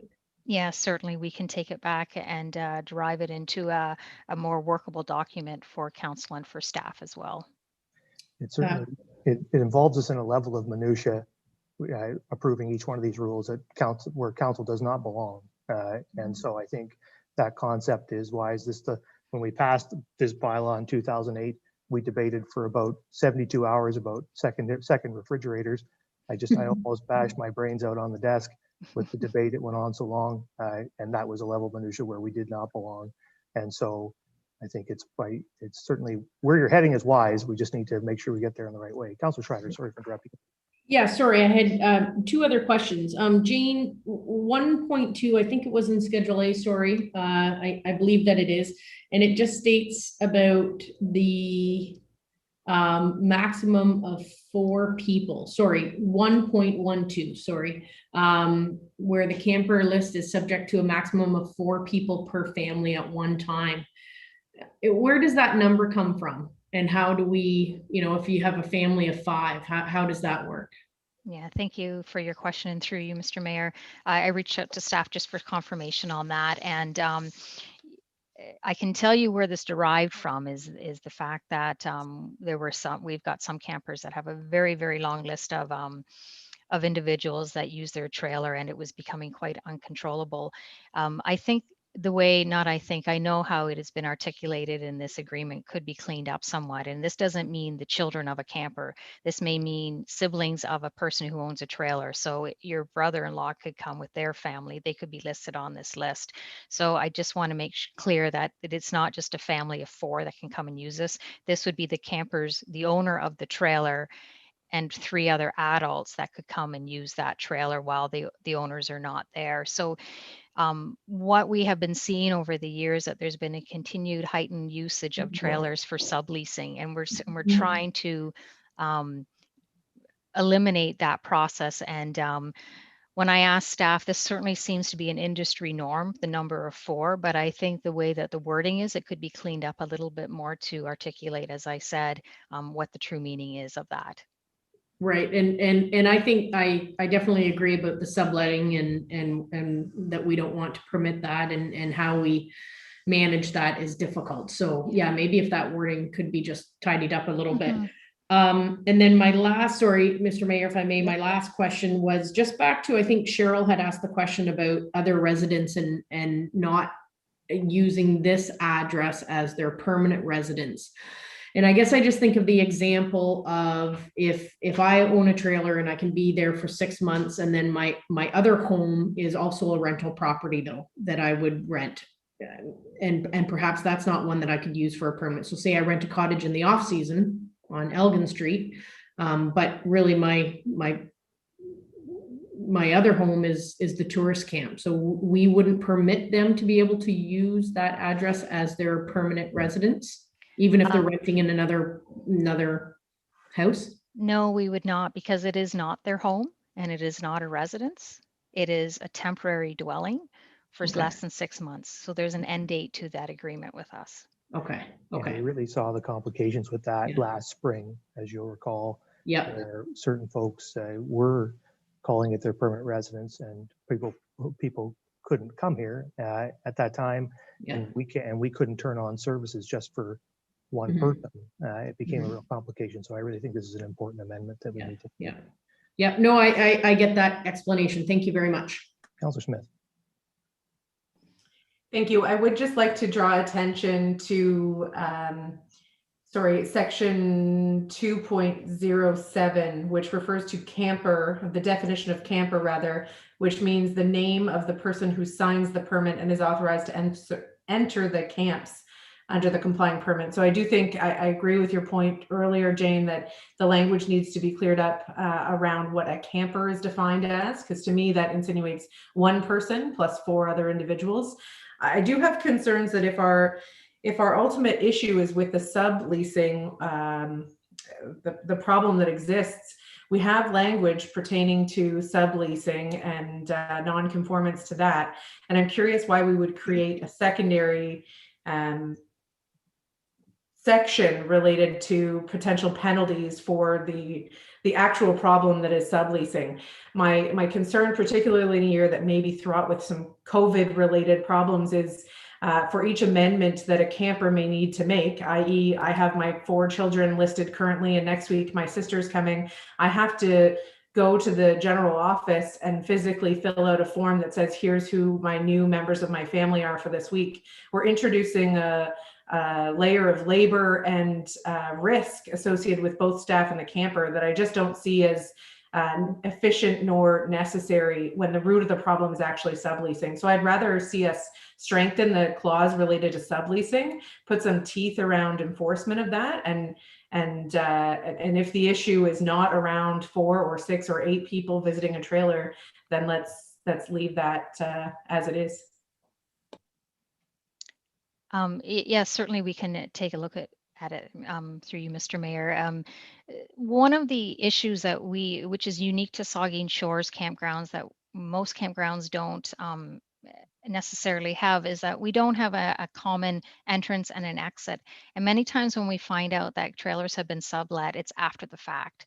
And so any items that we can include in a bylaw that assists us with rectifying some of those issues ahead of time, we do. So we don't necessarily have a control mechanism for who comes in and out of our trailer parks. As I said, most campgrounds do that, can easily monitor that. So certainly we'll take what you said into consideration and review it and see how it can be developed into this bylaw as well. Okay, so I mean, you've been given some suggestions and some input from council. I think, perhaps between now and when this returns to regular council, we can hear back from you on some of those things and maybe some potential amendments. That's I think a reasonable direction. So you've heard the recommendation for now, understanding that staff are going to come back potentially with a slightly modified version of this when they return to council. I'll ask, all in favor? Opposed? That's carried. Okay. That moves us then on to 7.7, communications petitions for information. There's 3 items there. Does anybody have questions or comments they'd like to raise with any of them? Don't see any. So then that moves us on to 9, reports of department heads. There's 6 of them there. The first one is the information report on the annual water reports and MECP inspection, and the Director of Infrastructure. Thanks, and I just want to extend a congratulations to Aqua and our staff, and a thank you to them for the 100% on the inspection and no non-compliance over the past year. These reports are on the town website for public to view, and if requested, we can make a paper copy available as well. Thank you for that. We certainly echo that congratulations and thanks to Aqua and Infrastructure and Development staff for their work at achieving that score. Are there questions or comments from members of the committee? Councillor Grace. Thank you, Mr. Mayor, and through you. And Amanda, just 2 questions. I also want to congratulate Aqua and your staff for the 100% inspection rating. I sent you this question earlier, and I know you got a response from Aqua, but I think it might be of interest to the public. So a couple of months ago, I read about an incident in a Florida city where someone hacked into a municipal water treatment system and were able to make potentially dangerous changes to the controlling computer program. By chance, a staff member happened to discover this and prevented damage. Could you explain what Aqua told you about how they ensure that this type of situation wouldn't occur in our facility? Sure, thank you. And through you, Mr. Mayor, I'm just going to very much take what email came from Aqua and simplify it. So if anyone wants more details, I can share the more direct thing. But effectively, we have 2 separate computer systems that run the water treatment plant. The SCADA system is what runs the internal control system, and it is not accessed by Aqua. It is done by a different engineering firm. If someone was to break into that, they'd need to go through a series of username and password credential verification. Then if that did succeed, then alarms would be sent to the second computer system, which is monitored by Aqua. So if controls were to change during the day, the technicians get alerted to those controls being changed. So there's a double security in those 2 separate computer systems monitored and performed by different people. Okay, thank you. Made me feel good to hear that. The other question is just, I guess, in advance of the summer, where we end up getting often close to our maximum usage, especially if it's hot and dry. And I know that we've made some changes recently about installing new membranes. Would you comment on how that is expected to affect our capacity under those conditions? Sure. Thank you, through you, Mr. Mayor. So we've done 2 programs. One is we've been replacing membranes that get worn down to keep up that existing capacity. Plus, over the last 2 years, we've put in additional membranes that account for the growth. The 2020 July, we hit a record usage for lawn watering times, and we're at 96% capacity of our ability to put water out. This year, with the growth plus the new membranes, we believe that we would be in the same situation. So we are keeping up with growth.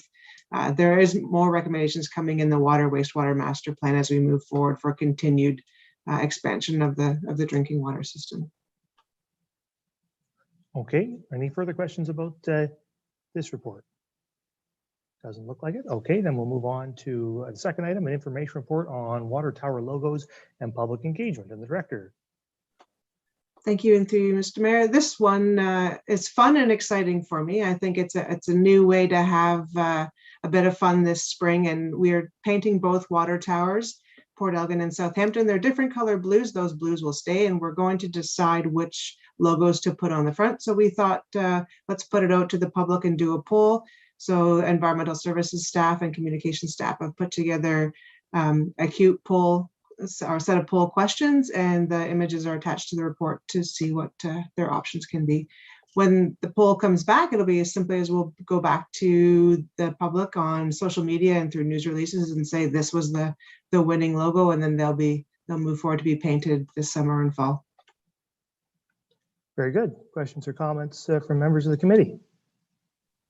Mr. Mayor, I just want to thank Amanda for, I think engaging our community it's never a bad thing to ask for public opinion, and coming out of your department, I think is wonderful. And I just want to say thank you for engaging members of the public. It's a good thing to do. Thank you. Yeah, thank you. Any other questions or comments? I would agree that it is great to see this opportunity to engage the public on this issue. The one thing I would say, I don't know what my colleagues think, but I think that there is very little likelihood, certainly that I'll end up casting a vote to just put Saugeen Shores on either one of or both of the water towers. I suspect that'd be a good way to get yourself run out of town on a rail. So I don't think that's going to happen. And so I just wonder, I wonder, frankly, if it's even worth polling it. I think, frankly, I know it's not a thought. People ask me about this. People stop me in the street and say, "You're not going to put Saugeen Shores on the water tower, right?" And I say, "No," because I know what the reaction would be. So I don't know. I wonder if we should even bother polling on that one in particular. I don't mind the other ones, but I don't see much sense in putting the one out. I don't know if anybody else has any thoughts on that. I would remove that one from the poll. Any thoughts, Councilor Grace?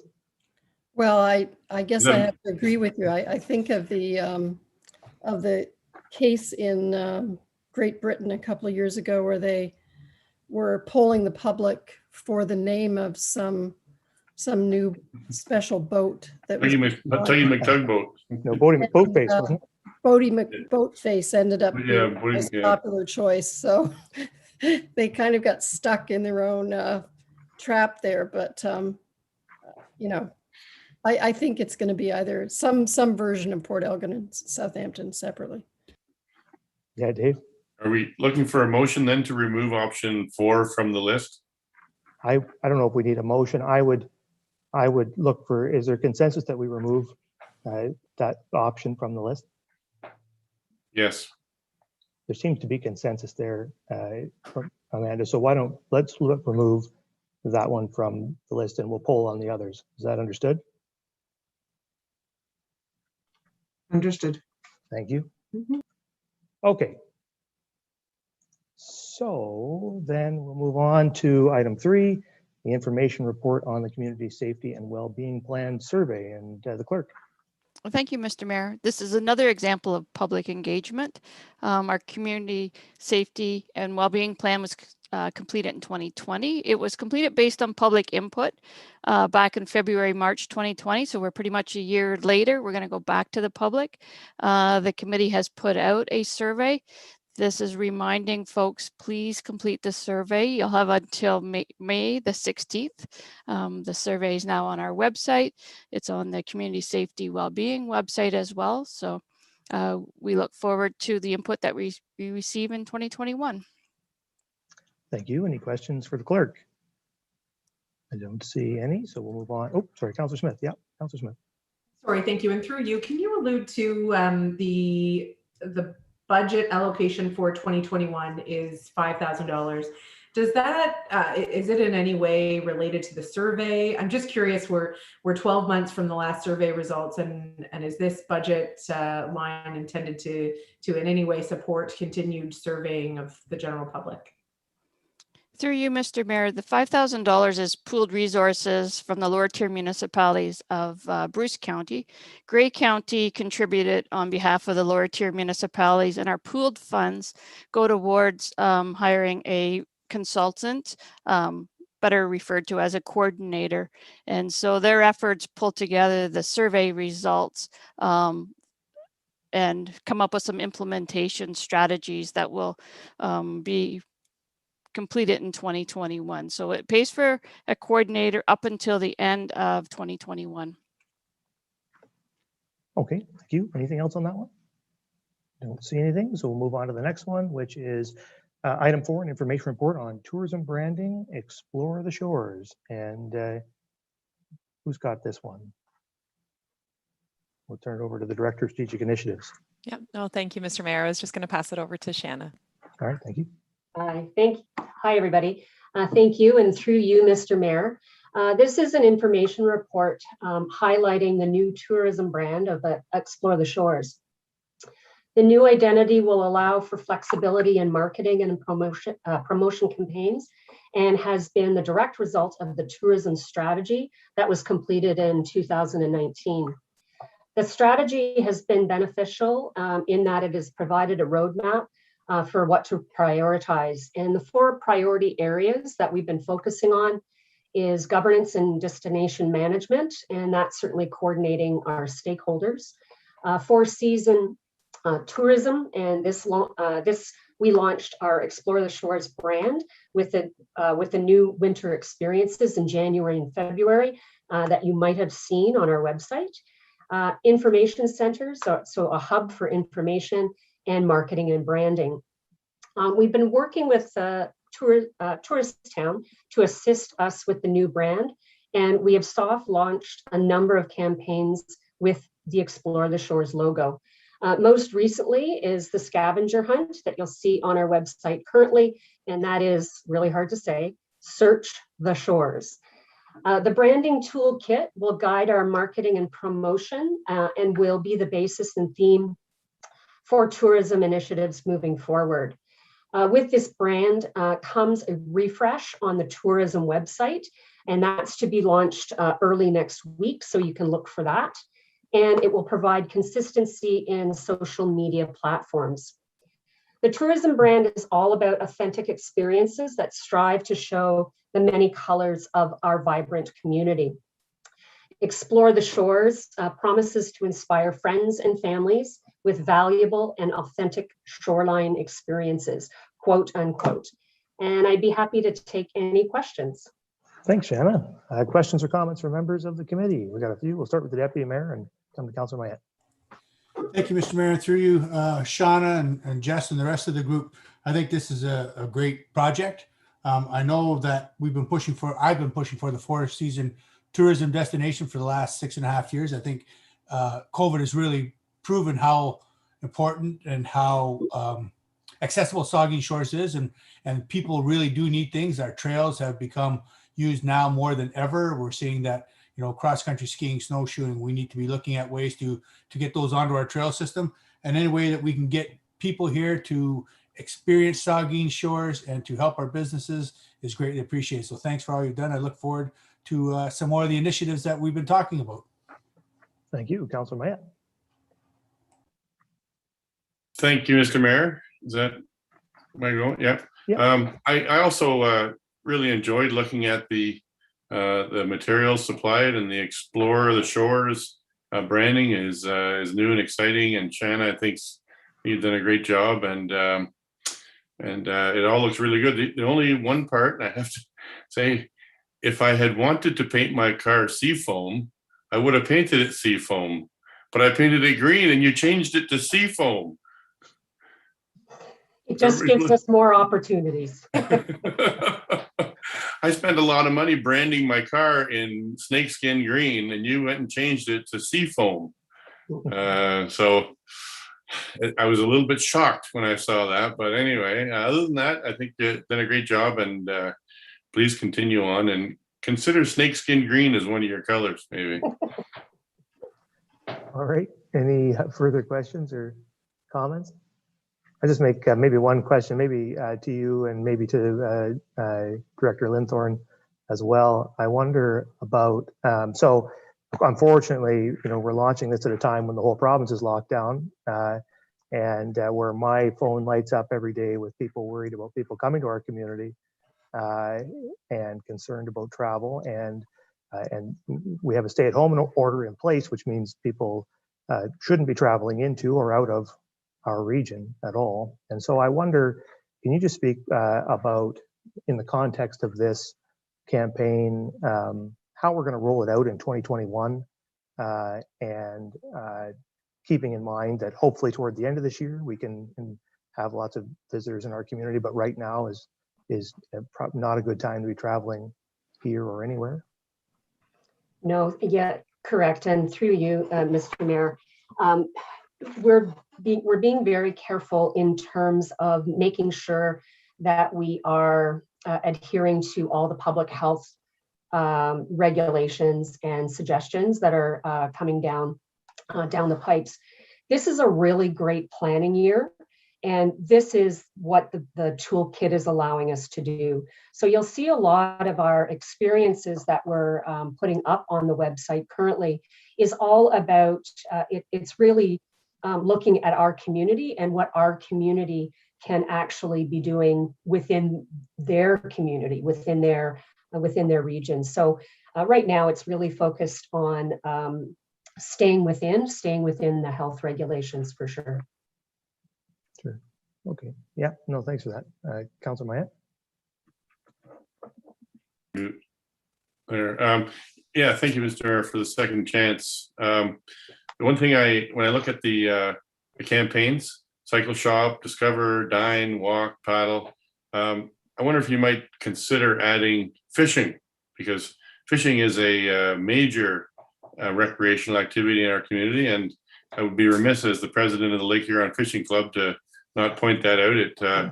It generates a great deal of economic activity, and there's lots of people that come here all year round to fish in the Saugeen River and Lake Huron. So it's just one of those often overlooked economic drivers, and it's a significant one, not just in Saugeen Shores, but all over Grey and Bruce counties.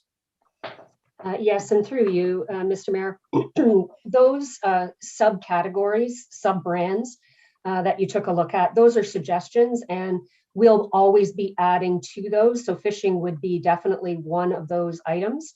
Another one that I can think of with regards to the Four Seasons would be snowmobiling and doing something around that. So when we can and invite people back into our community, we'll be looking at some of those sub-brands to be playing a role.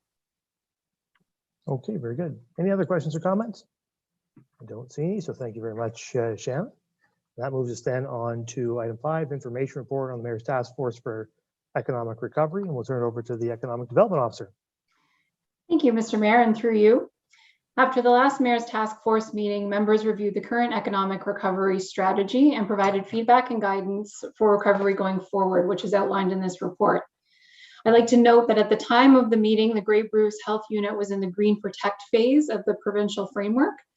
The information provided in the report is still relevant during this current provincial stay-at-home order. However, some initiatives may require pivoting or adaptation ahead of implementation. I'd like to thank members of the Mayor's Task Force for their contributions and support to date in the development of the economic recovery strategy, as well as their continued feedback and observations as we navigate through what will hopefully be the end stages of this pandemic. And I'm happy to take any questions at this time. Thank you. Questions or comments to this report? I don't see any. I think economic recovery is still a major question, one that we need to keep focused on and keep working on. I think at the moment, local business and business everywhere is hurting more than it has at any point during the pandemic. So something really has to be among our top priorities as a council for 2021 for certain. So thanks for keeping that on the radar, Heather, and thanks for your work. All right, then that moves us on to the final report, which is an information report on the 2021 major initiatives, Q1 update, and the CAO. Thank you, Mr. Mayor, and through you. I just wanted to present this report tonight following up on the work that you saw in January 2021 that outlined the major initiatives that the organization was moving forward. This work is on top of sort of the day-to-day operations that the staff is advancing. And so it's important to note that there are 37 major initiatives that are entailed in this report. We have started tracking those major initiatives in the Cascade software that was purchased in 2019 by the municipality. And as I've noted in the overview, we're at a place where 30%, we're on track with 30% recommended action completion. So staff are going through the processes of updating those major initiatives, and the system keeps track of where we are. So this is right on target for what we would see at the start of Q2 in this year. So we're in a good place. I just wanted to recognize the senior management team and all of the staff that help support this, this work, and also inputting this information to provide you with this update tonight. I'm happy to take any questions. Thank you very much. Thank you. Questions or comments from members on this report? The Vice Deputy Mayor. Thank you, Mr. Mayor. And I just a word of thanks, Kara. This report is really extremely enlightening, and it really gives us a good bird's eye view. Take a look at the 37 projects, major capital initiatives the staff are working on. And I had the opportunity to send this out to a couple of people today in the community once they got through there yesterday, read the agenda and sent it out, and one of the responses got back, wow, I had no idea this amount of work was happening in the community, you know. So I think they're, you know, members of the community are, you know, I mean, we as members of council know, you know, the number of projects that are happening, but I'm just thinking, you know, members of the community sometimes aren't maybe through its own choice, they could go and take a look and see what's happening from a capital perspective with projects. But I'm just wondering, from a marketing, you know, communication standpoint, Kara, is this type of report put onto the town website, and from a communications department standpoint, is this something that we are promoting to the community and sharing and saying, hey, look, here's what's going on? Sometimes we don't, I hate to use the word toot our own horn, there's a lot of money being spent here, obviously, but I just think it's a good news story in terms of, you know, 37 major initiatives, you know, and 34% complete after Q1. Staff are working hard. So I just, that was the one thing, is there an opportunity to really do a real good job with communication to let the public know this is on our site and go in and read it. And yes, before you answer that, I just want to say the Cascade program, I think, was some of the best dollars we've spent. This was the first time really I felt this comfortable with looking at, you know, bird's eye view in terms of what's happening with major capital initiatives in Saugeen Shores. It's really a great report. And I just want to thank all the department heads and you, Kara, for doing this fine work. It's really a great report. And the Cascade program is going to pay dividends, I believe. So is there an opportunity here to share this? Maybe it already has, share it with the members of the public. Yeah, thank you for the question. And through you, Mr. Mayor, I think that's a really good comment. I think when we contemplated creating this report, it was always with the intent of bringing council and the public up to speed on what's going on within the municipality. I would offer that it's sort of early days with our implementation of Cascade. And if I may, I had a question from Councillor Smith earlier today about how council can access the information and that sort of thing. And as we start to build this program out further, so you're kind of seeing early days of it right now, it would be nice to get to a position where we have sort of a dashboard that's available for both council and the public to access that information. And I think that's a great end goal for us to have in mind here.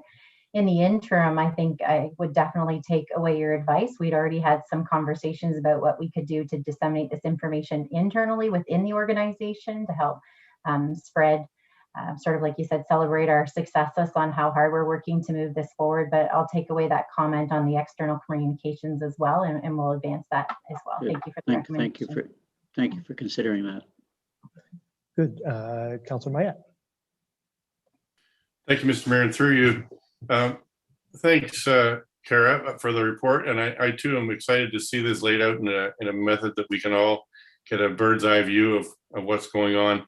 But I take it this is not a comprehensive list of all the projects that are going on in the community there, because there's a couple that key ones that I would like to have seen on there for progress, and one being the McEwen Bridge, which is coming along nicely the last time I drove by, and also the project that I initially ran for council to get fixed, which is the Ivings Drive advanced turn light, which we received grant approval to go ahead with. I would like to have seen those two maybe included for tracking purposes. But like I say, correct me if I'm wrong, but this is not intended to be a all-inclusive list of every project that we've got going on. Is that right? Thank you for the question, and through you, Mr. Mail, that is absolutely correct. This is sort of a snapshot of what's going on. In the narrative section that we've provided, it's sort of to accompany the tables. One of the takeaways from your comment tonight could be that we could update in that section on those two projects to give you an overview of where they're at.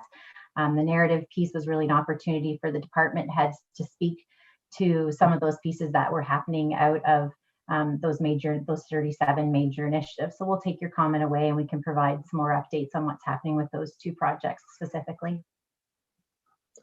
Okay, thank you. Further questions or comments? The Deputy Mayor. Thank you, Mr. Mayor. Through you, Kara, this is excellent. I've been looking for something like this for a long time. I kind of called it the war room. Give me a wall with everything up there. This is fantastic. A couple big things. As the Vice Deputy Mayor said, Cascade. I'm really looking forward to it being launched and us being able to see what it can do. One of the other big ones I'm very interested about, because when we went through our council training, one of the first things they mentioned next to water, which was the council's responsibility, was an asset management plan. And we've been looking at our asset management plan and where we're at with having that completed. And as I see, it has to be completed by July, and we're at about 60% completion. Now, question on the asset management, will that be outlining everything in the municipality, or is it just on core infrastructure? So I'm referring to, we've had reports from our directors before, on roads, on our vehicles. Is this everything, or is this kind of just a broad view of the big things? The director. Thank you to you, Mr. Mayor. This asset management plan is currently regulated to be core infrastructure. So that is what we will have done for July 2022. But by July 2025, it will be for all facilities. So core infrastructure includes the pumping stations, wastewater, water treatment facilities. That's 2022. 2025 will include arenas, offices, and everything else that's owned by the municipality. But we are working for the software and the plan to incorporate those so that there's not a lot of changing of how it's done to incorporate the facilities. It's just going to be an added on sort of a bigger document that looks at those things in the same ways. We do have the inventories done for our facilities already. So we do know the number of windows and doors and all those things in the arenas and those things as well. Thank you.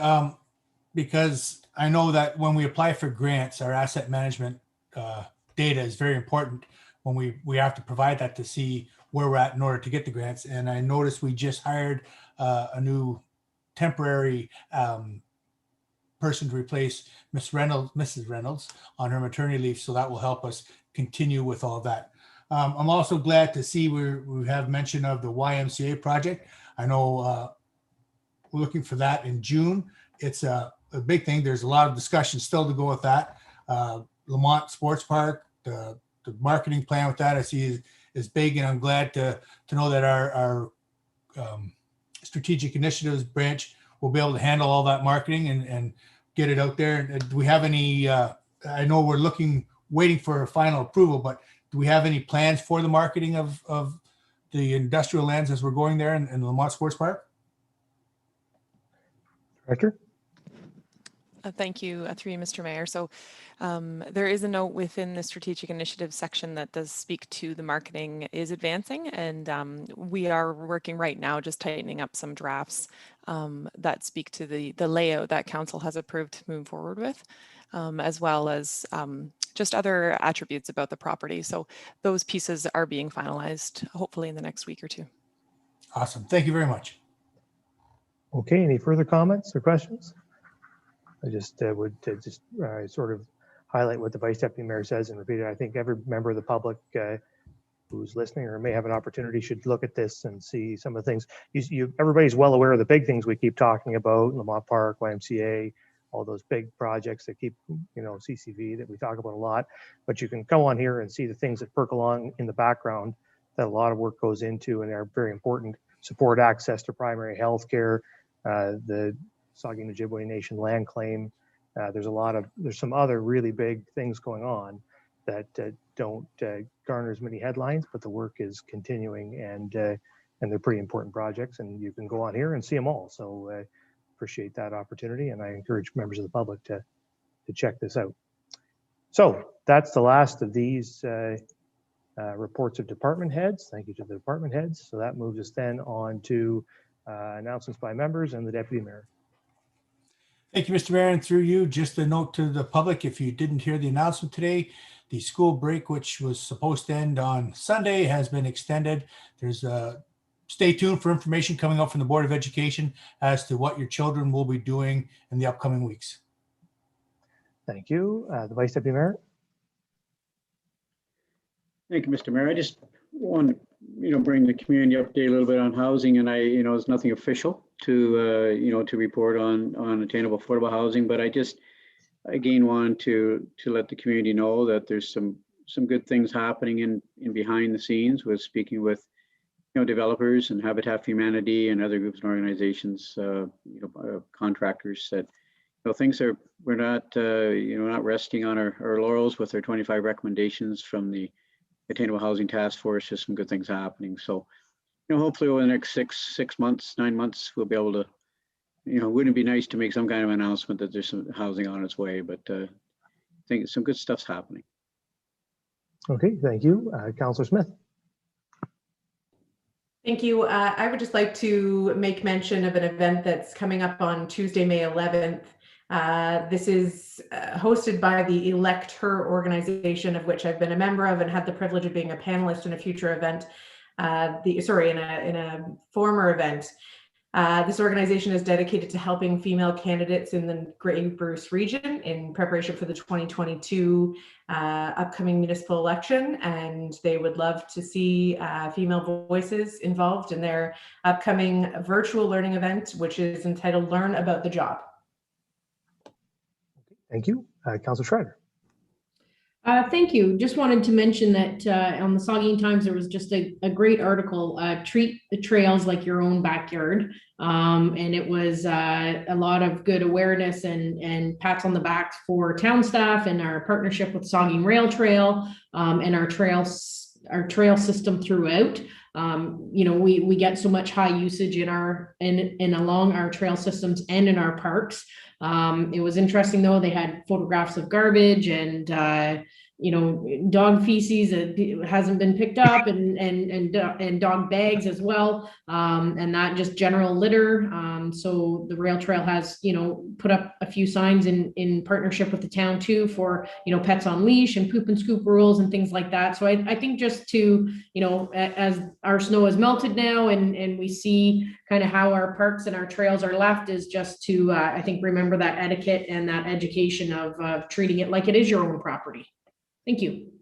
Thank you. Councillor Rich. Thank you, through you, Mr. Mayor. Stay-at-home order. I know that in society we're coming to a lot of fatigue. You see it every day when you talk to people, but this is the time to be diligent.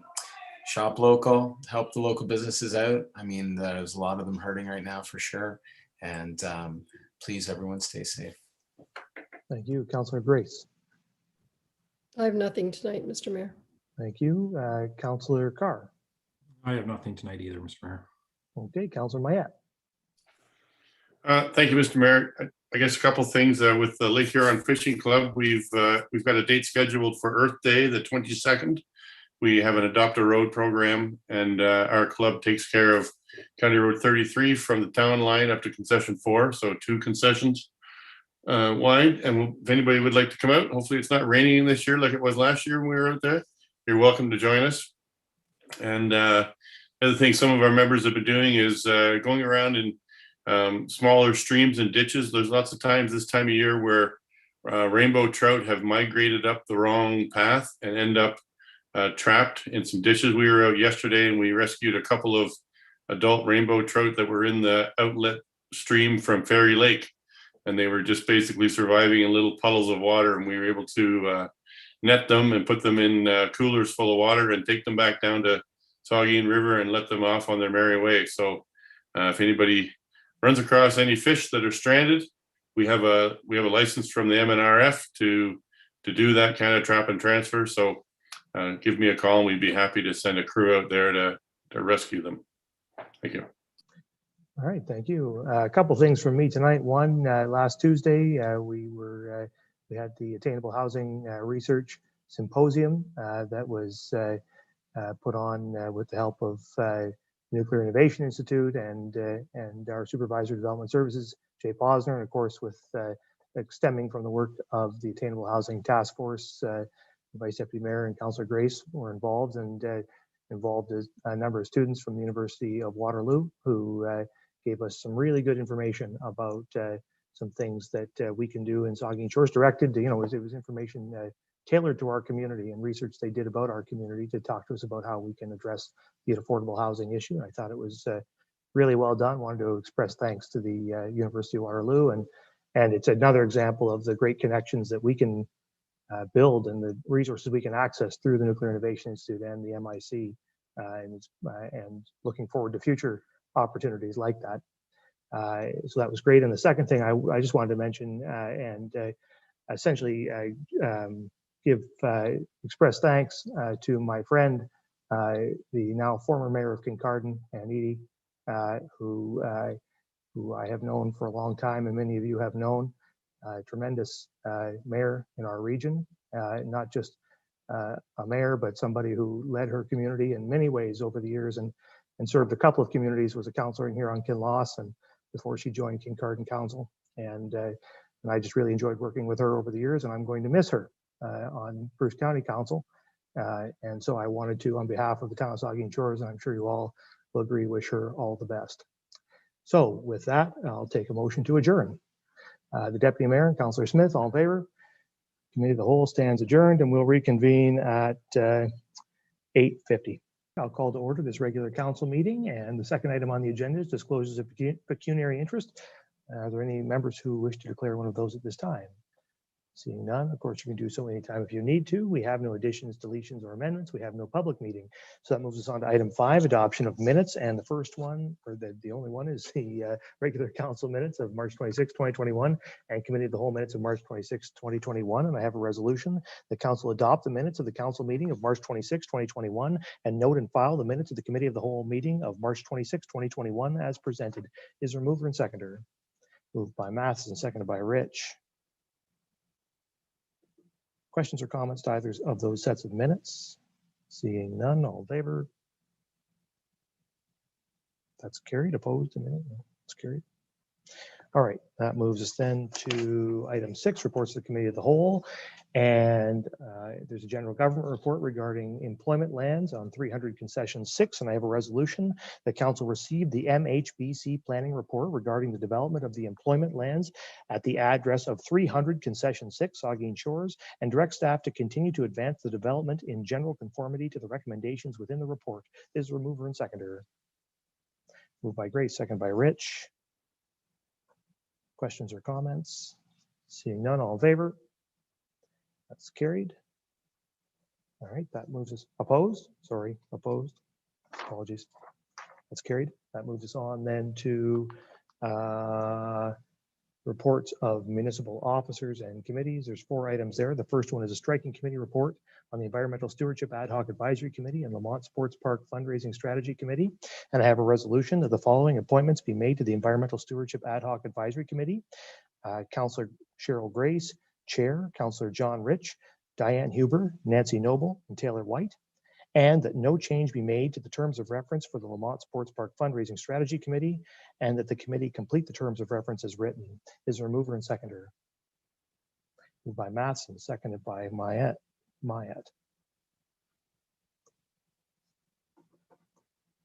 Questions or comments to the resolution? Councillor Grace.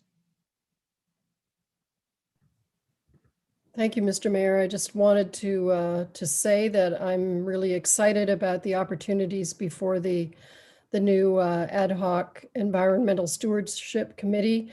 There's a very ambitious mandate, but I think a really important one. And I've heard from many members of the public, as I'm sure many of you have, who are concerned about greenhouse gas emissions, climate change, single plastics use, maintaining and replenishing our tree canopy, and other related issues. So I look forward to working with the committee and staff and hearing public input on environmental issues and developing recommendations for how we can improve on the work that's already being done within our municipality in this area. Thanks. Thank you. And the Striking Committee, I know, was very appreciative of your willingness, Councillor Grace, to take on the chair of that committee, and very much looking forward, I know Council is, to the outcome of the deliberations of that committee. These are going to be important recommendations. It's been over a decade since we've had an environmental committee, and it's time we had a new one, and looking forward to the report we receive. Further questions or comments from Councillor Schreider? Thank you, and through you, and thank you to the Striking Committee for considering the request or the recommendation put forward, and completely understand the direction provided here. So we will gather our committee back to the table and be able to put together a fundraising strategy and back for Council's consideration. Excellent. Yeah, we're looking forward to that report too. We appreciate the committee's commitment, and we're keen to receive that report. Are there further questions or comments? Seeing none, then all in favor? That's carried. All right, then that moves us on to the second report, which is a staff report on the Asphalt Resurfacing Program Award. And I have a resolution that Harold Sutherland Construction Limited be awarded the contract for the 2021 Asphalt Resurfacing Program in the amount of $180,077.50 plus applicable taxes, and that the mayor and clerk be authorized to sign the necessary documents. Is there a mover and seconder? Moved by the Vice Deputy Mayor, seconded by Councillor Grace. Questions or comments? Seeing none, Vice Deputy Mayor. Mr. Mayor, I just want to make a comment. I think it's great that, and it's the right time to do it with the Dulce Side Road and paving the shoulders at that time when we're, reconstructing roads. It's certainly the less expensive way to do it is when we're, resurfacing roads. So I just wanted to commend staff for that recommendation. I think it's a solid recommendation. And it's a good news story for our community that we're seeing paved shoulders on another section of roads in Saugeen Shores. So thanks, Amanda, for your report. Thank you. Further questions or comments? Seeing none, all in favor? That's carried. Okay, then that moves on to the third report, which is a staff report on the Beach Road Reconstruction Award. And I have a resolution that EC King Contracting be awarded the contract for the Beach Road Reconstruction Project in the amount of $997,983.20 plus applicable HST, and that the mayor and clerk be authorized to sign the necessary documents. Is there a mover and seconder? Moved by the Deputy Mayor, seconded by Councillor Rich. Questions or comments to this resolution? Start with the Deputy Mayor and then Councillor Grace. Thank you, Mr. Mayor. Nature wasn't very kind to Saugeen Shores last year. I try to drive the roads of Saugeen Shores quite frequently, and I was just down past there again the other night. It's nice to see the water levels down, that we can move the post a little bit, but the wave action really did take out that half of the road. So I'm glad to see that it'll be repaired, and the residents in that section will be having better roads to drive on. And now we won't get into George Street with that, but I'm glad we're fixing that. Maybe could the director comment on the piece of road we're fixing here? Thank you, and through you, Mr. Mayor. This is Beach Road, the road that connects Jerry's Fries up to Grosvenor Street that we're reconstructing in Southampton. Well, that's another one that's I'm sure really needs it. It's one of the narrow lanes that we've had in town, and I'm looking forward to seeing that because it has heavy traffic. Some of the heaviest traffic in the summer drives up and down that section of Beach Road. Will we be notifying all the residents of the trailer park and the residents on there very shortly to let them know of the reconstruction? Thank you, through Mr. Mayor. The construction is planned to start in August with dewatering commencing so that we can get it done in time for summer and fall. So we're trying to avoid the busy time of July and push it through as late into August as physically possible. So we have lots of time to do notifications, and through other communications today, we talked about doing a public information session online. So something either similar to what we did with Cole Bridge, where we can have registered speakers, but there'll be a presentation and notification, which will be done on social media, email, and by hand delivered letters.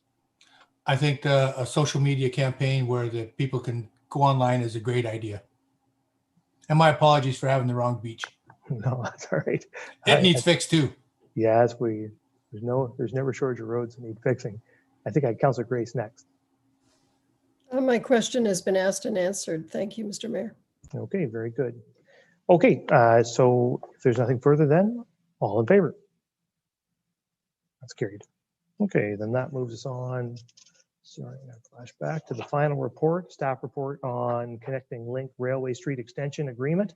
And I have a resolution that council terminates the agreement in relation to funding provided by MTO as part of the Connecting Links program for the box culvert extension on Railway Street, and that the money advanced to the town for the portions that will not be completed be returned as required within the agreement. Is there a mover and seconder? Moved by Carr, seconded by Rich. Questions or comments? Maybe to the director, could you just give a little context to this? If anybody's listening and heard that resolution, they may not fully appreciate what's going on there. Absolutely, and thank you for the opportunity, Mayor. This is actually a good news story, even though it sounds like we didn't get funding and we're sending money back to the ministry. We have to do this in order to get the refinancing or the refunding for the project. So when we tendered it in 2020, it came in over budget and staff just could not find the resources to pay for that overage. So we asked the ministry to extend it. We weren't able to extend it. Instead, we reapplied in the fall of 2020, and we were successful on getting funding for an increased amount. The tendered value has come in less than the amount that we asked for funding for. So on the next council meeting, you'll see the request to award the project, and it will move forward, even though this report is asking us to give the money back to MTO. That's good. And the Ministry of Transportation recently announced that funding just in the last few days. And so I know the town is very appreciative of the ministry's continued support of the Connecting Links program. That's an important program that was threatened not too long ago with discontinuation, but has been since revived and continues. And it's an important program for those of us who have Connecting Links in our communities. And we certainly appreciate this funding from the ministry. Are there further questions or comments to the resolution? Seeing none, all in favor? That's carried. Okay, so that moves us then, no motions or notices, so that moves on to bylaws, and we have one bylaw this evening, and I have a resolution that the following bylaw is hereby read a first, second, and third time and finally passed and sealed this 12th day of April 2021. 1/17/2021 being a bylaw to authorize an agreement with Her Majesty the Queen in Right of Ontario as represented by the Office of the Fire Marshal for a fire safety grant program, and 2/18/2021 being a bylaw to confirm the proceedings of the council meetings of the Corporation of the Town of Saugeen Shores. Is there a mover and seconder? Moved by Mayette, seconded by Smith. Any questions or comments? Seeing none, then all in favor? That's carried. Okay, so that moves us then on to adjournment, and I have a resolution that this regular council meeting of April 12th, 2021 hereby adjourns at 9:01 p.m. Is there a mover and seconder? Moved by Smith, seconded by Carr. All in favor?